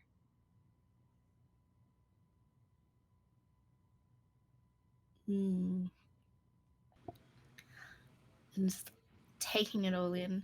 Also, as we're walking, Stick's talking to Jasper and like um, pointing out where Jasper wasn't um, great at being a bandit, a thief. But then whenever Uh-huh. anybody from the party notices, is just quick. So it's like, yeah. So when you steal stuff, you kind of don't want people to see you steal it, and usually you don't steal things that are too big because that is really obvious. And then like catching the eye of like Primrose or Wisteria is like, but stealing is bad and you shouldn't steal. Beautiful. Um, yeah, I think smelling the smelling the mountain air, like watching some Servan like people like deck each other out in scarves. I think she's going to really like think she's gonna really like sit in like the good feelings of home. Um and like as they're talking about like we probably shouldn't steal things like out in public. We probably shouldn't like let people know that like we're about to steal things. She's just gonna like walk up to she's just gonna like walk up behind them and just swipe their hat. Um Oh, my hat. Oh. like put it behind them and like just walk behind like one of the big like fountains or ice sculptures and just start quickly sewing something on, as it is tradition, at least back home, where bandits will swipe each other's stuff like on this holiday Mhm. and bring it back at the end of the holiday a little bit better than it was, Mhm. or with something else that they would like. And like when she comes back like 5 minutes later, it's a very shoddy, it's a rush job. But there is sort of an embroidery like on the front of like a wagon pulled by a polar bear, and a Oh. sleigh being pulled by two wildcats. Um, and like she returns the hat to returns Oh. the hat to them afterwards. And as they put it on, just a bunch of snow, like that shacks into the hat, like comes out and on top of it. So he has like that really bright, appreciative look as you gift him, and as the snow tumbles down his face, he kind of chuckles. And he's like, "You know what? Maybe the best luxuries in life are the simple things." The hat Thank is you. pretty cool, though. It is. I think you definitely improved it. Thank you.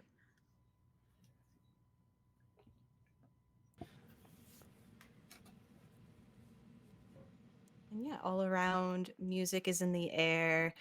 Folks of these spirits come around you, and some of them have these warm baked goods, some filled with jellies and custards of all kind of flavors, hang them out to you.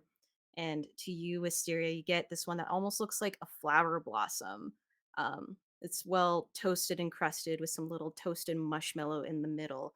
And on top is a golden long feather, just slightly draped across it. And one of the folks brings it to you. I think on seeing the feathers specifically, her little red eyes get as big as they can get. She's like, "This is for me. Thank you so much." Um, and she'll very delicately take it and then just like hold it because how can she possibly eat this? Um, but if there are pastries around, I think she also would like to procure a small basket and kind of like as discreetly as she can fill that up with pastries for when they get back home to share with everyone. And the spirits are happy to help you in your endeavors.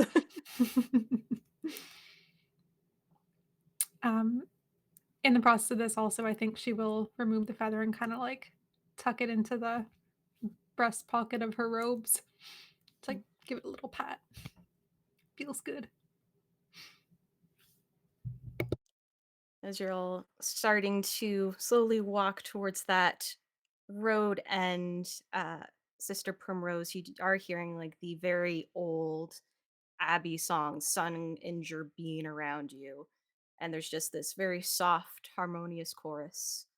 And a little child Gerbine in a glowing gold spirit kind of bounds and jumps across your way before stopping and looking up at you.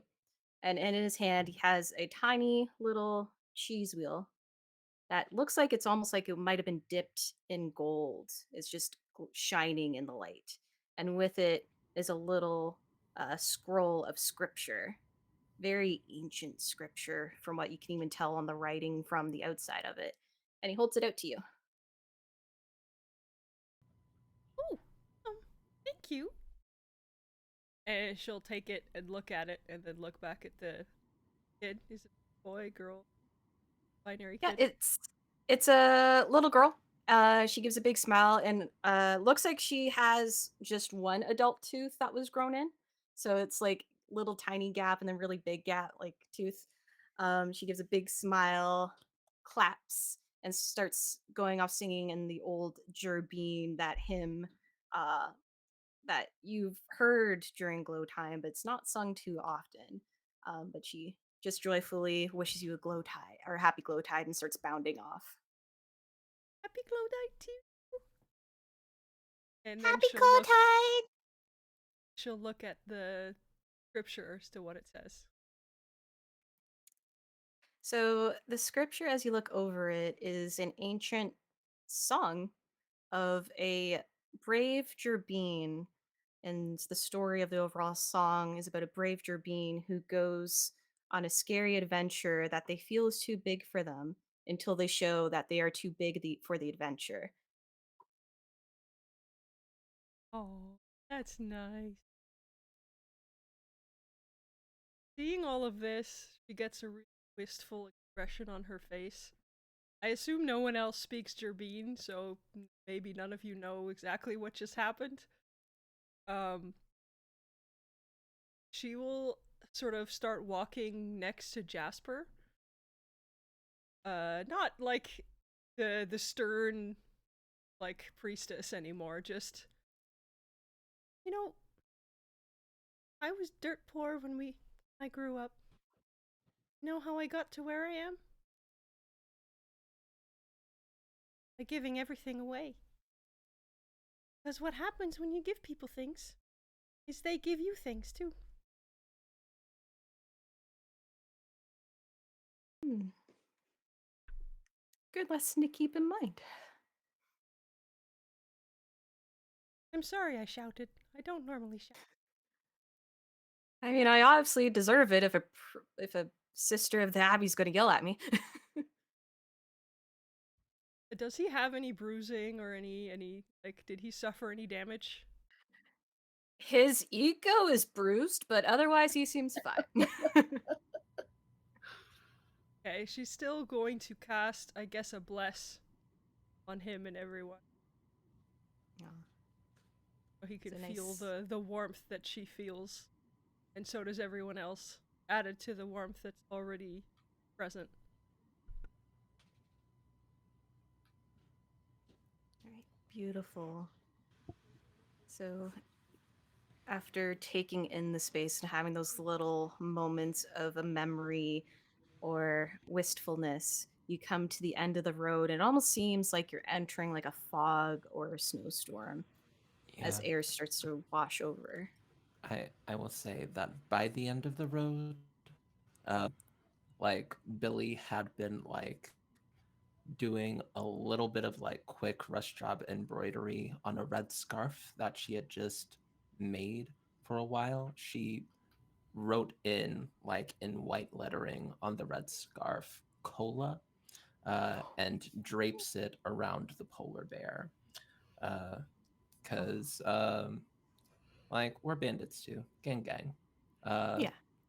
but yeah, I just want the cola bear to have a red scarf by the end of this, and that's that's all. Yeah.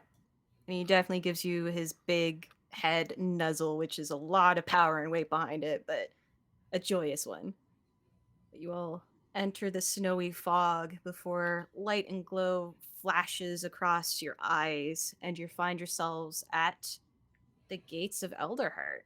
And Elderheart is now all alight. The lanterns of fire and glow slime and motes of magic are all back up.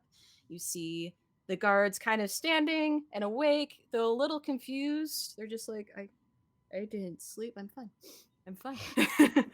um, and other folks also kind of coming out, a little confused, wondering like, what time is it? What happened? As they all start getting back into the bustle of it's Glowtide, let's get celebrating, let's get those last minute things done. Um, but as Glowtide goes on, and you find any remnants of what had happened to the night seemingly all gone, other than your own memories of the events. How do you celebrate the remainder of Glowtide? Anything else? Primrose will kind of insist to take Jasper to the abbess of the abbey and like Mhm. explain what happened so he can properly like officially be given community service for damaging the community. Yes, very, very swiftly upon hearing your story, um, whether the abbess fully understands what Hearthcrest is and what that domain is, she still senses your earnestness and puts Jasper right to work. So he is cleaning floors, he is making sure books are well put away and scriptures are taken care of. And when he's not doing any cleaning, he is helping serving food for the feasting for anyone who needs a place to take food and soup and enjoy themselves in the space of the abbey.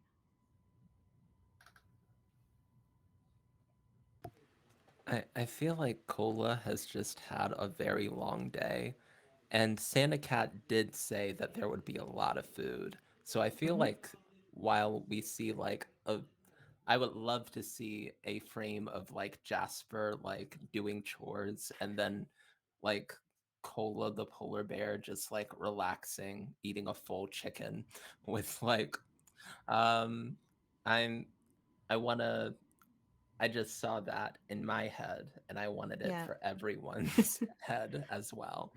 Oh yes. While Jasper's being put to work, Cola's just sitting in like the Abbey courtyard, and he is being pampered when children aren't trying to treat him like a jungle gym because he's just this big furry animal that is super nice. So why not try and climb the big dog? But he is enjoying the attention and loving the ear scritches and the belly rubs, and it probably does take 5 children to get a good deep belly rub on him.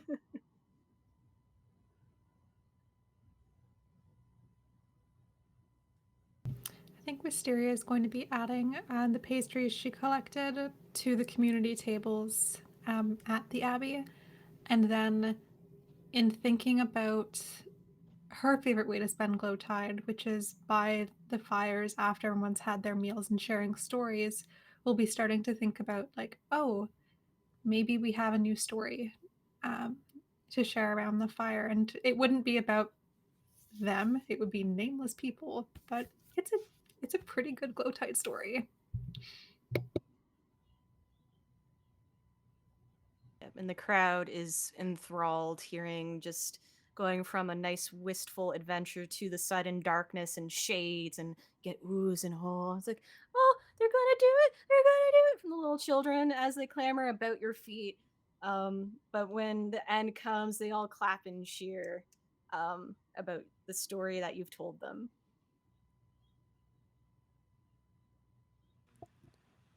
Um, yeah, I think that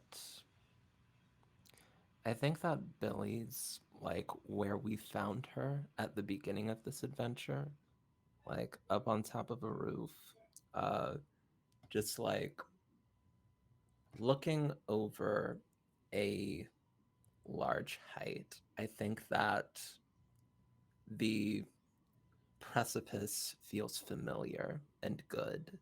Uh, and like for a second, she is like alone up there on the roof, and like it's sad. But if it is cool with Kaylin, I think that Mhm. it Stick is like popping their head up like over the roof just from like Spider Manning up. Yeah. Um, and they hang out for a little while. And I think that at this point, Billy would take out your slippers. Like you know what you're basically like. Billy is not someone that steals subtly. She is Mm-mm. someone that mugs per se. Yeah. Um, and like the slippers that were taken from your house, like not 2 days before, are now like now they are completely green. Now they have like those curled toes, like very elven slippers. Like now they have like little bells and like shiny things on them. And there are like sequins of like emerald, like all throughout them. And it looks like they've been insulated with some like extra soft material. Like she Ooh. knows that you can't like wear the flashy like sparkly stuff that you like outside of your house. So she is making sure that your inside clothes are comfy and something that you like. Um, Stick puts them on and like sort of like models them. Uh, wheels toes in them. And then Stick says to you, have you looked in your pocket recently? you you you already know she hasn't, and like her eyes light up a bit, and she sort of like first like gets the front pockets, back pockets, Yeah. coat pocket, um, Yeah. uh, and takes out. Yeah. So you see something very familiar, which is like this um sort of periwinkle purple pearl that you had gotten on a heist with Stick previously, but now it is attached to a small knife with a piece of cheese stuck on the end. I was like, it's for cheese. A pearl Cheese knife. knife. Yeah, I added a knife to your pal and cheese. Um, yeah, Billie Jean gets misty-eyed. Um, like she sort of like um has to like um turn away and wipe away a little tear. Like she holds the um pearl knife very close to her, which is very hard without cutting herself. But like she manages. Uh and she says, this last year has been very, very hard. Living in a new place, not really knowing anyone, And not but stealing stuff. you being here, I am very glad to know you, Stick. I'm very Me glad you too. came. Big hugs. Yeah, And then we eat cheese. yeah. And then at Wax is still yeah, on. wax and everything. Yep. And at some point, both Primrose and Wisteria will find something on their persons as well.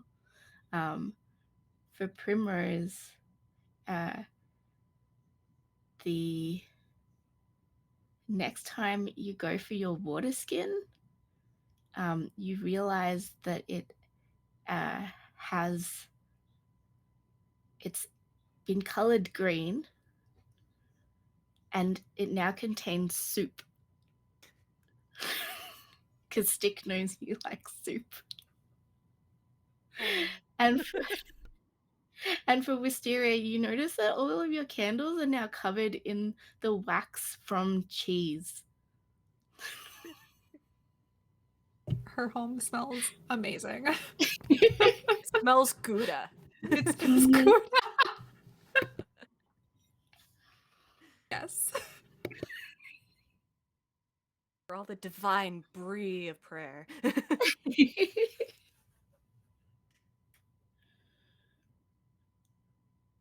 Primrose is one of those people is so focused on everyone else that she forgets that she deserves to have presents too. So she didn't expect to get anything.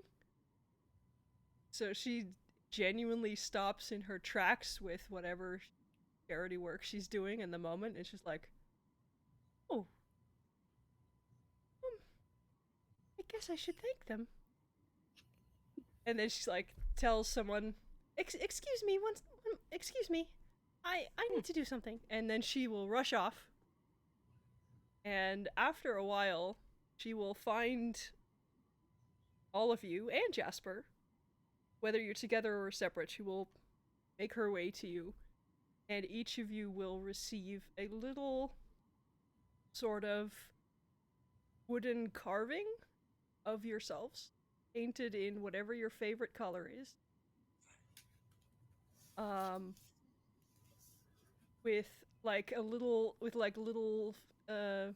fabric clothes and like really small. It's a little crude. Um, but when she hands it over, it's like, well, these are the kinds of toys I had growing up. I thought you might like them.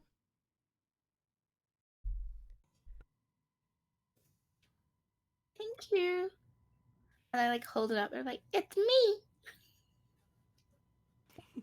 And yours has got like a long tongue sticking out and curled up. Um, yeah, my like she is immediately going to take it and like put the small pearl and like open up the little Billie Jean hand and like place it in there so like little Billie Jean has like a cheese blade. Uh and she she will just like look at this and say, "Yes, This is perfect. Thank you, sister. Thank you for being my friends. Wisteria is absolutely delighted by this toy, and this is more of a later on thing, but later on, with a lot of consideration, she would be sending a letter up to the canopy um, with the carving of Sister Primrose to the family that she left behind years ago to move down to the roots, letting them know that despite everything that they've thought, this is the best choice she's ever made, and she's met incredible people, and she wouldn't change her life for anything. Beautiful. And Jasper, you do see that deep set appreciation come to his face as he awkwardly takes the gift. It's like, ah, I don't think anyone's ever actually given me anything in my life. Thank you. Very welcome. Well, I don't know what else to say, so old Jasper boy's gonna back cleaning, I guess. And continue Primrose will to. quickly use her jump and just jump up and give him a quick kiss on the forehead Oh. and send him on his way. Just before he goes, because we've been eating cheese, Stick's gonna offer cheese around and be like, "Oh wait, try this," and then reaches into their pocket and pulls out some soot and just sort of dusts the cheese with the soot. There's still wax on the wedges, and then just offers it round to everybody. Billie Jean takes it. Wisteria takes it. This is what they do now. They eat cheese with the wax on and peppermint soot. Jasper just kind of nods, like, I'll save this as a snack later. I do have a long day ahead of me. Happy Glowtide, everyone, as he tips his hat. Happy And- Glowtide. Mr. Primrose will take it and then very gently peel off the wax so it comes off in one piece. She's definitely done this before. The whole thing comes off just circling the cheese, and the whole thing comes off in one curly piece. And she puts the curly piece on her head like a little sort of crown because it's a gift from a friend.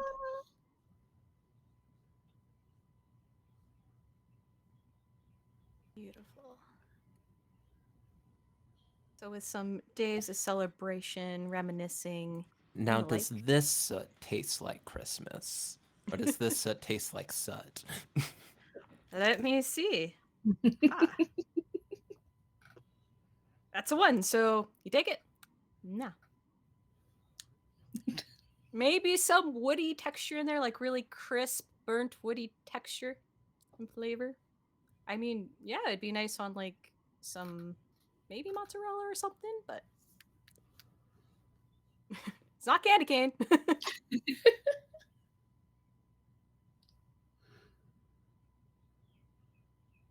Different flavor notes every time. Mm-hmm. It's magic soot.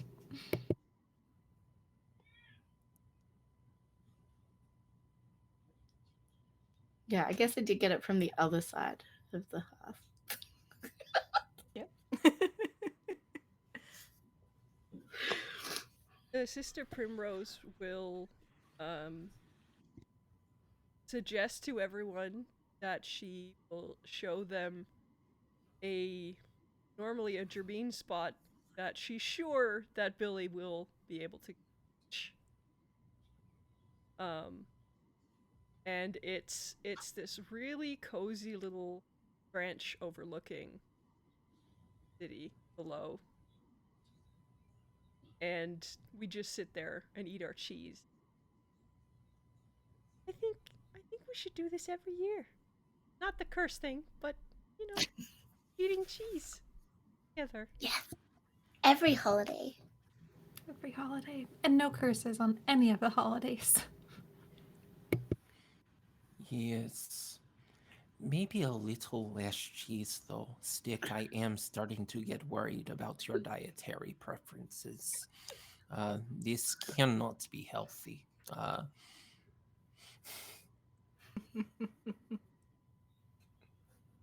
No, Yeah. perfect. Like just the evil laugh. That is the only reply. Yeah. Stick can't say much because their mouth is full of cheese and Enjoy the wax cheese and wax And soot. and and soot. soot. The most complete food meal A out flavor there. sensation. Yeah. Texture too. Yeah, it's a sensation, all right. Yeah. And as you all have this moment in contemplating this new developed tradition, you go back to your places of rest as it comes to the end of Glowtide and the final day of big all out feasting. You each come home and find by the hearth a present waiting there for you. We'll start with Billie Jean. You see a present there that you recognize right away it must be for you. The exterior of it is painted like a mountainscape. So there's gray brown mountains along the bottom, and the skyscape is in like the morning glows of colors. And the top of the box, that's a lid that sits on top, looks like wispy clouds. And on the silvered ribbon that's now tied up upon it, there's a little silver ornament bell you had once drawn from a bag but had given them back. uh, yeah. She's gonna she's gonna look one side to the other, like upon noticing the bell. She's pretty sure it's the weird Fey Farar spirit, uh, Farar spirit that um like she befriended earlier, but it's still gonna be like very careful in like in opening this like present. Gonna take out her cheese knife pearl mini Billie Jean and like very slowly open it up and see. Yeah, for that moment when you lift up that lid, you get a quiet whiff of almost glacier mountain air, and you look in and you see a toy that only until recently you started to miss when you came to Eldahart, something that was long ago disappeared from your life. What is that toy? Um, so when she was little, it was like about the size of the palm of her hand back then. Uh, Now it has grown, like up with her. It is a salt rock. Um, way back in the day when she was just a little kid, she um wasn't always able to like climb up the mountain so easily, uh, and all little goats love to like climb up the mountain and lick the side of it. Um, they crave that mineral. And since growing up, like leaving the little salt rock behind that she can like climb on her own, but recognizing that, oh, I cannot get this mineral anymore in the forest, that was another like big adjustment to make to getting here. But now a fairly large salt lick rock is just here in the middle of the forest. Um, and like heart skips a little bit, and she hesitantly like sniffs, uh, and will just full on tongue out lick the side of the rock, and it is just like home. Yeah. And just that taste bursts into your memory as you take a good lick of it. Now for Stick, as you come home and see very quickly a box of bright, glittery green paper with lime green, glittery bow and ribbon wrapped all around it. It sits sparkling beside the hearth for you. um, Stick's gonna like rush over to their bed and sit on it cross-legged, and then use their tongue to grab the box and like pull it in front of them on the bed, and just start very excitedly ripping it open. Oh yeah, and the crinkle sound, it just feels so good in your ears as you're just like Yeah, crink it all apart. And you find inside a toy from your own childhood. What is yeah. that for Stick? So Stick sees what looks like a kind of um a green wooden box that kind of looks mundane, um and is like, no, it can't be, and then picks it up and like inspects it, and then just sort of like presses in very particular parts on the box, and it's a puzzle box, and opens up all these different secret compartments that Stick knows this book so well, had played with it so much, um, and is just really excited because, oh, it's my box, it's the box. And just sort of like looks up and is like, thank you, and then grabs their little pack of things, empties out some stuff on the bed, and out spills all these various shiny green things. So different gemstones, just little bits and pieces, and then just starts like deciding where to put them into the box and like tuck them away, and then sometimes shaking the box. And just sort of has this like really gleeful, like childlike happiness as they're like refamiliarizing themselves with this like very special secret toy that they had. Beautiful. Sister Primrose, when you return and catch by the hearth, you see a present. And initially, it from afar, it looks like a simple brown wrapping box with white, silver, and gold ribbons. But as you look closer, you see just faintly penciled in is light sketches of the abbey on all sides. Um,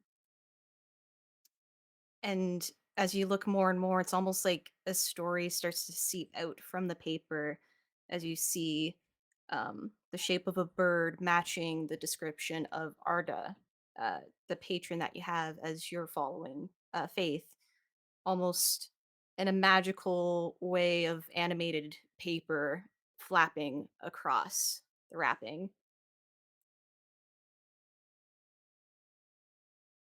Uh, Again, she's not really used to receiving presents because she's always that person who's giving to everyone else and forgets to take herself. So for the second time today, she just stops in her tracks and very gingerly picks up the box, claws trying very hard not to scratch anything. She very carefully unties the ribbons and doesn't rip anything. Like, even if it's like, if there's wrapping paper, she's very gently like unwrapping, trying to keep it as intact as possible. And as you very gingerly pull back the papers and lift the lid of the box, a very faint breath of morning spring air comes to your face. And you look inside, and what is a toy that is of Sister Primrose's childhood? Oh, when she said she grew up dirt poor, she wasn't kidding. It's she had to leave a lot of things behind joining the abbey. She's not really sure what happened to her original family. Um, so this is a memory from when she was very, very small, and it hits her pretty hard. And she just sits down hard on the floor, and she's holding a tiny, well, not tiny, but you know, by everyone else's standard, by Gerbine standards, it's fine. She's holding a little plush mouse warrior, the legendary Marta the warrior, one of the Jerbeen legends of old. It's clearly made out of potato sacks and straw with a very awkwardly smudged smiley face, sort of half painted on the face. And she just sits there, staring at it, and starts to cry. Oh. Presents break hearts in all the good ways. Oh, for Wisteria, in a similar fashion, you come back, you come around your hearth, and you see a present there waiting for you. In its wrappings, it's an iridescent coloration of the kind of colors you see at a morning sunrise and those early times when winter is about to break into spring. And it's just that faint iridescence across the surface. And you almost swear you can see the pattering of feathers scattered about its wrapping. And on top of it is very delicate and almost like a rose gold coloration of ribbon that's tied up and creates a little bow and sits there with just a little pair of gold or feathers that are just kind of sitting there, something you can easily fashion into like a cufflink or an earring. That's adorable. And Wisteria, being Wisteria, absolutely waffles on opening it for a while and like goes towards it and it's like, I'm gonna do it. And then, no, it's not the right time. No, I'm gonna do it. It's not the right time. Eventually does finally settle down.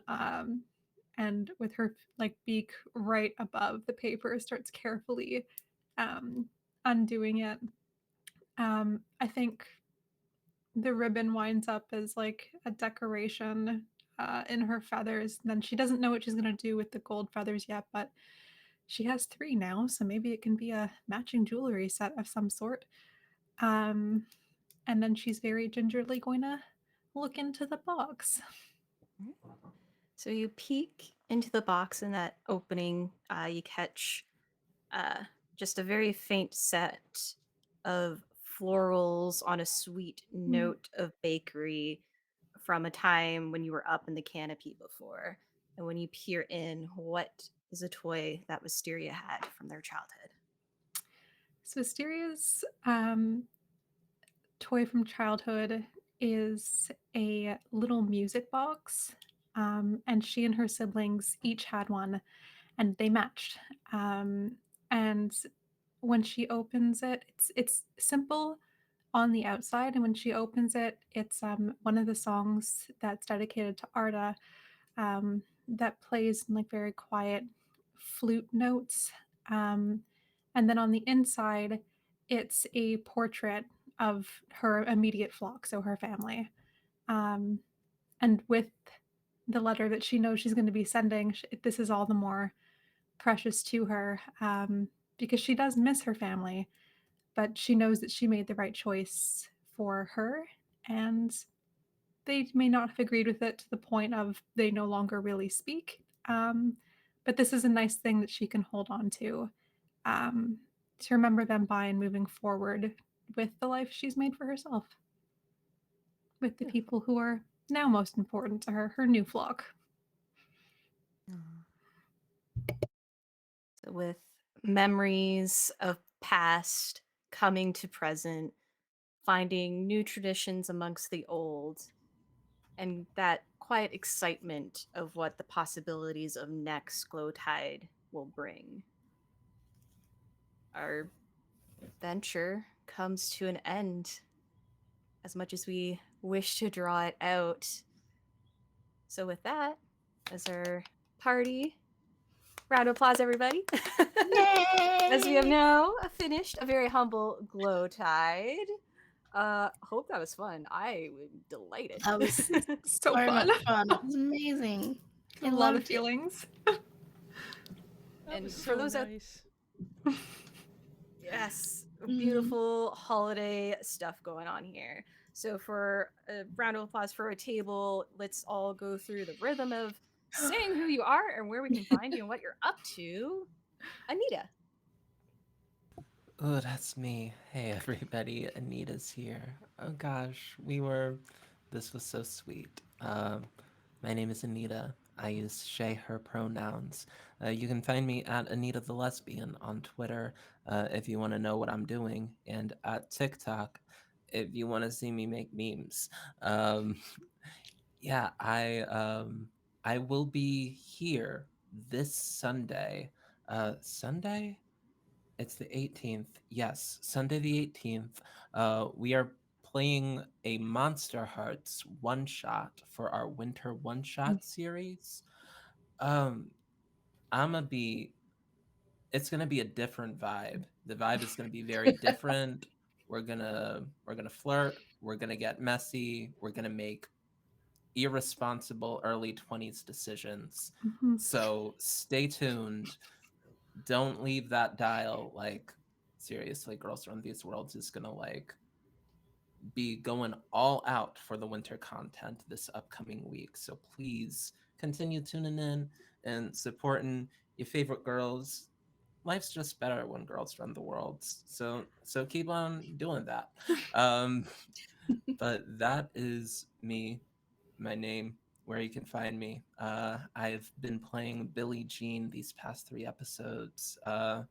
Thank you for having me. I'll pass it back to my wonderful DM, adventure designer, like pull apart strings. Go, go for it, Natalie. I wear as many hats as I can. Thank you. So when we go to Loira. Hi, I am Moira. I use she, they pronouns, and I have a lot of feelings. You can find me at Miss Winford. That's MS_Winford on Twitter, Twitch, and Instagram. And I will also be back next week on Wednesday at 1:30 Eastern playing Coffee and Chaos, which, as the name implies, is gonna have a little bit of chaos. Only a little bit, though. Um, in that game, I'm playing a character not at all like Wisteria, but for these last 3 games, I have been playing Wisteria, who is a Luma warlock who loves her friends very, very much. Um, that's me. It has been a pleasure to be here. I love this table deeply, and I'm going to pass it back to our wonderful Natalie. All right, thank you. Well, I'm going to throw it right over to Nev. Yeah, hi. I'm the Never Squid. You can find me at the Never Squid on all the social medias. I do all of them. I don't produce very much, but I am on all of them. I'm your friendly local squid person who is not related to Cthulhu, I promise. Uh, I'm playing a wholesome Christmas adventure. You can't be suspicious. Um, I've been playing Sister Primrose, a Jerbine cleric who is, if you want your heart to grow even more sizes, look up Hazel Dormouse because that's what she is, and they are adorable.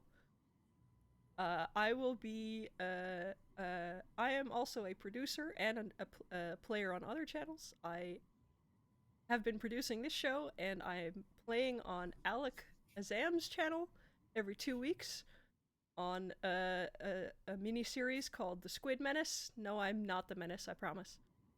Um, and this Sunday, I will be right back here with another cozy Christmas adventure, but I will be playing a tiefling alchemist whose alchemy is all chocolate. He's the chocolate alchemist. Uh, yeah. Same time, same channel. Come back Sunday. That sounds amazing. I want chocolate magic. Give it. All right, and with that, let's go to Kaylin. Hello, I'm Kaylin. I use she, her pronouns. You can find me, I'm an artist, an art streamer. You can find me on Twitch at Inkmo_. I also run a uh, Dungeons and Dragons Twitch stream as well called We Didn't Roll for This, where I'm currently DMing a campaign called Hers of Strahd, and we're very silly over there. We don't just play games; we do a podcast and world building, and I just love Dungeons and Dragons. So this is my first Girls Run These Worlds game, and I've had so much fun, and you're all so wonderful, and thank you so much for having me. Hopefully you'll see me around more next year. I am in Australia, so this time zone thing is a bit tricky. This Well, starts at 5:30 in the morning for me, but it's worth it, absolutely worth it. And yeah, I've had so much fun. Thank you, everyone. Thank you, Natalie. This has been so delightful. Yeah, it's a wonderful community, and I'm learning so much. It's very exciting. well, I'm so happy to have facilitated basically the welcome wagon for you to coming into this community. As my delightful table has been saying, my name is Natalie. I am the dungeon mistress, now formally, of this game. You can find me most places on the internet at Ghost Candle, where I talk art and tabletop RPGs. I also have my own Twitch channel, Ghostly Candle, where I do my own variety stuffs. And I sometimes play D&D on Tuesdays on another channel at Zealzaddy, where I am an awkward tiefling with abandonment parent issues. Um, Otherwise, here at Girls Runs These Worlds, if you want more of me and my delightful face and all that I do, I'm going to be here all day Wednesday for one shots. So I'm going to be with Laura, and they're going to have the delight of knowing my character Relish, who is a kobold, but he honestly thinks he's actually a dragonborn, and it's true. No one's going to tell him otherwise. Followed by Girls Runs These Worlds, where I get to play a hard ass rocker. So let's go and take this on. Um, and if after hearing all of what we're doing, Girls Runs These Worlds, if you haven't taken the hint yet, we got 8 days of 16 games of holiday one shots starting tomorrow. The ending of this is just the kickoff of our holiday stuff. We got lots of D&D going on. We got Vampire Masquerade. We got Mark Borg Hanukkah. Come on, we got a Oops All Kobolds with guest GM. Gotta come for that. And that's every day starting tomorrow. We got the early afternoon Eastern Standard Time, like 1, 2 o'clock, followed by the evening standard time. So keep up. If you want to keep up, find a Girls Runs Worlds on Twitter, where you can find all the announcements, as well as if you want to be a part of this community. And we love people coming in and telling their stories and playing with us. We always have an open call for stories. It is our pinned tweet. So if you want to run a table with us, consider following through on that form. And of course, if you follow us, you will see the casting calls. And there is a lot coming in the new year. A lot of awesome stuff going to be dropped. So you better follow. And of course, I must say, if you like our content, any way, shape, or form, you love our beautiful faces, remember to drop the subscriptions here on Twitch. Remember to tip us over on Ko-fi and all the other things, as it helps everyone here at Girls Runs These Worlds to help support our players and storytellers and community and help us keep doing the awesome things that we've been doing here. Because, as Anita so astutely said, girls running the worlds is what we need. So thank you once again to this delightful table. It's been my first DMing experience on stream, and they made it so easy. And I hope everyone has a happy, safe, healthy holidays. Look after yourselves. Remember to take care of yourselves. And we'll see you next time. Bye.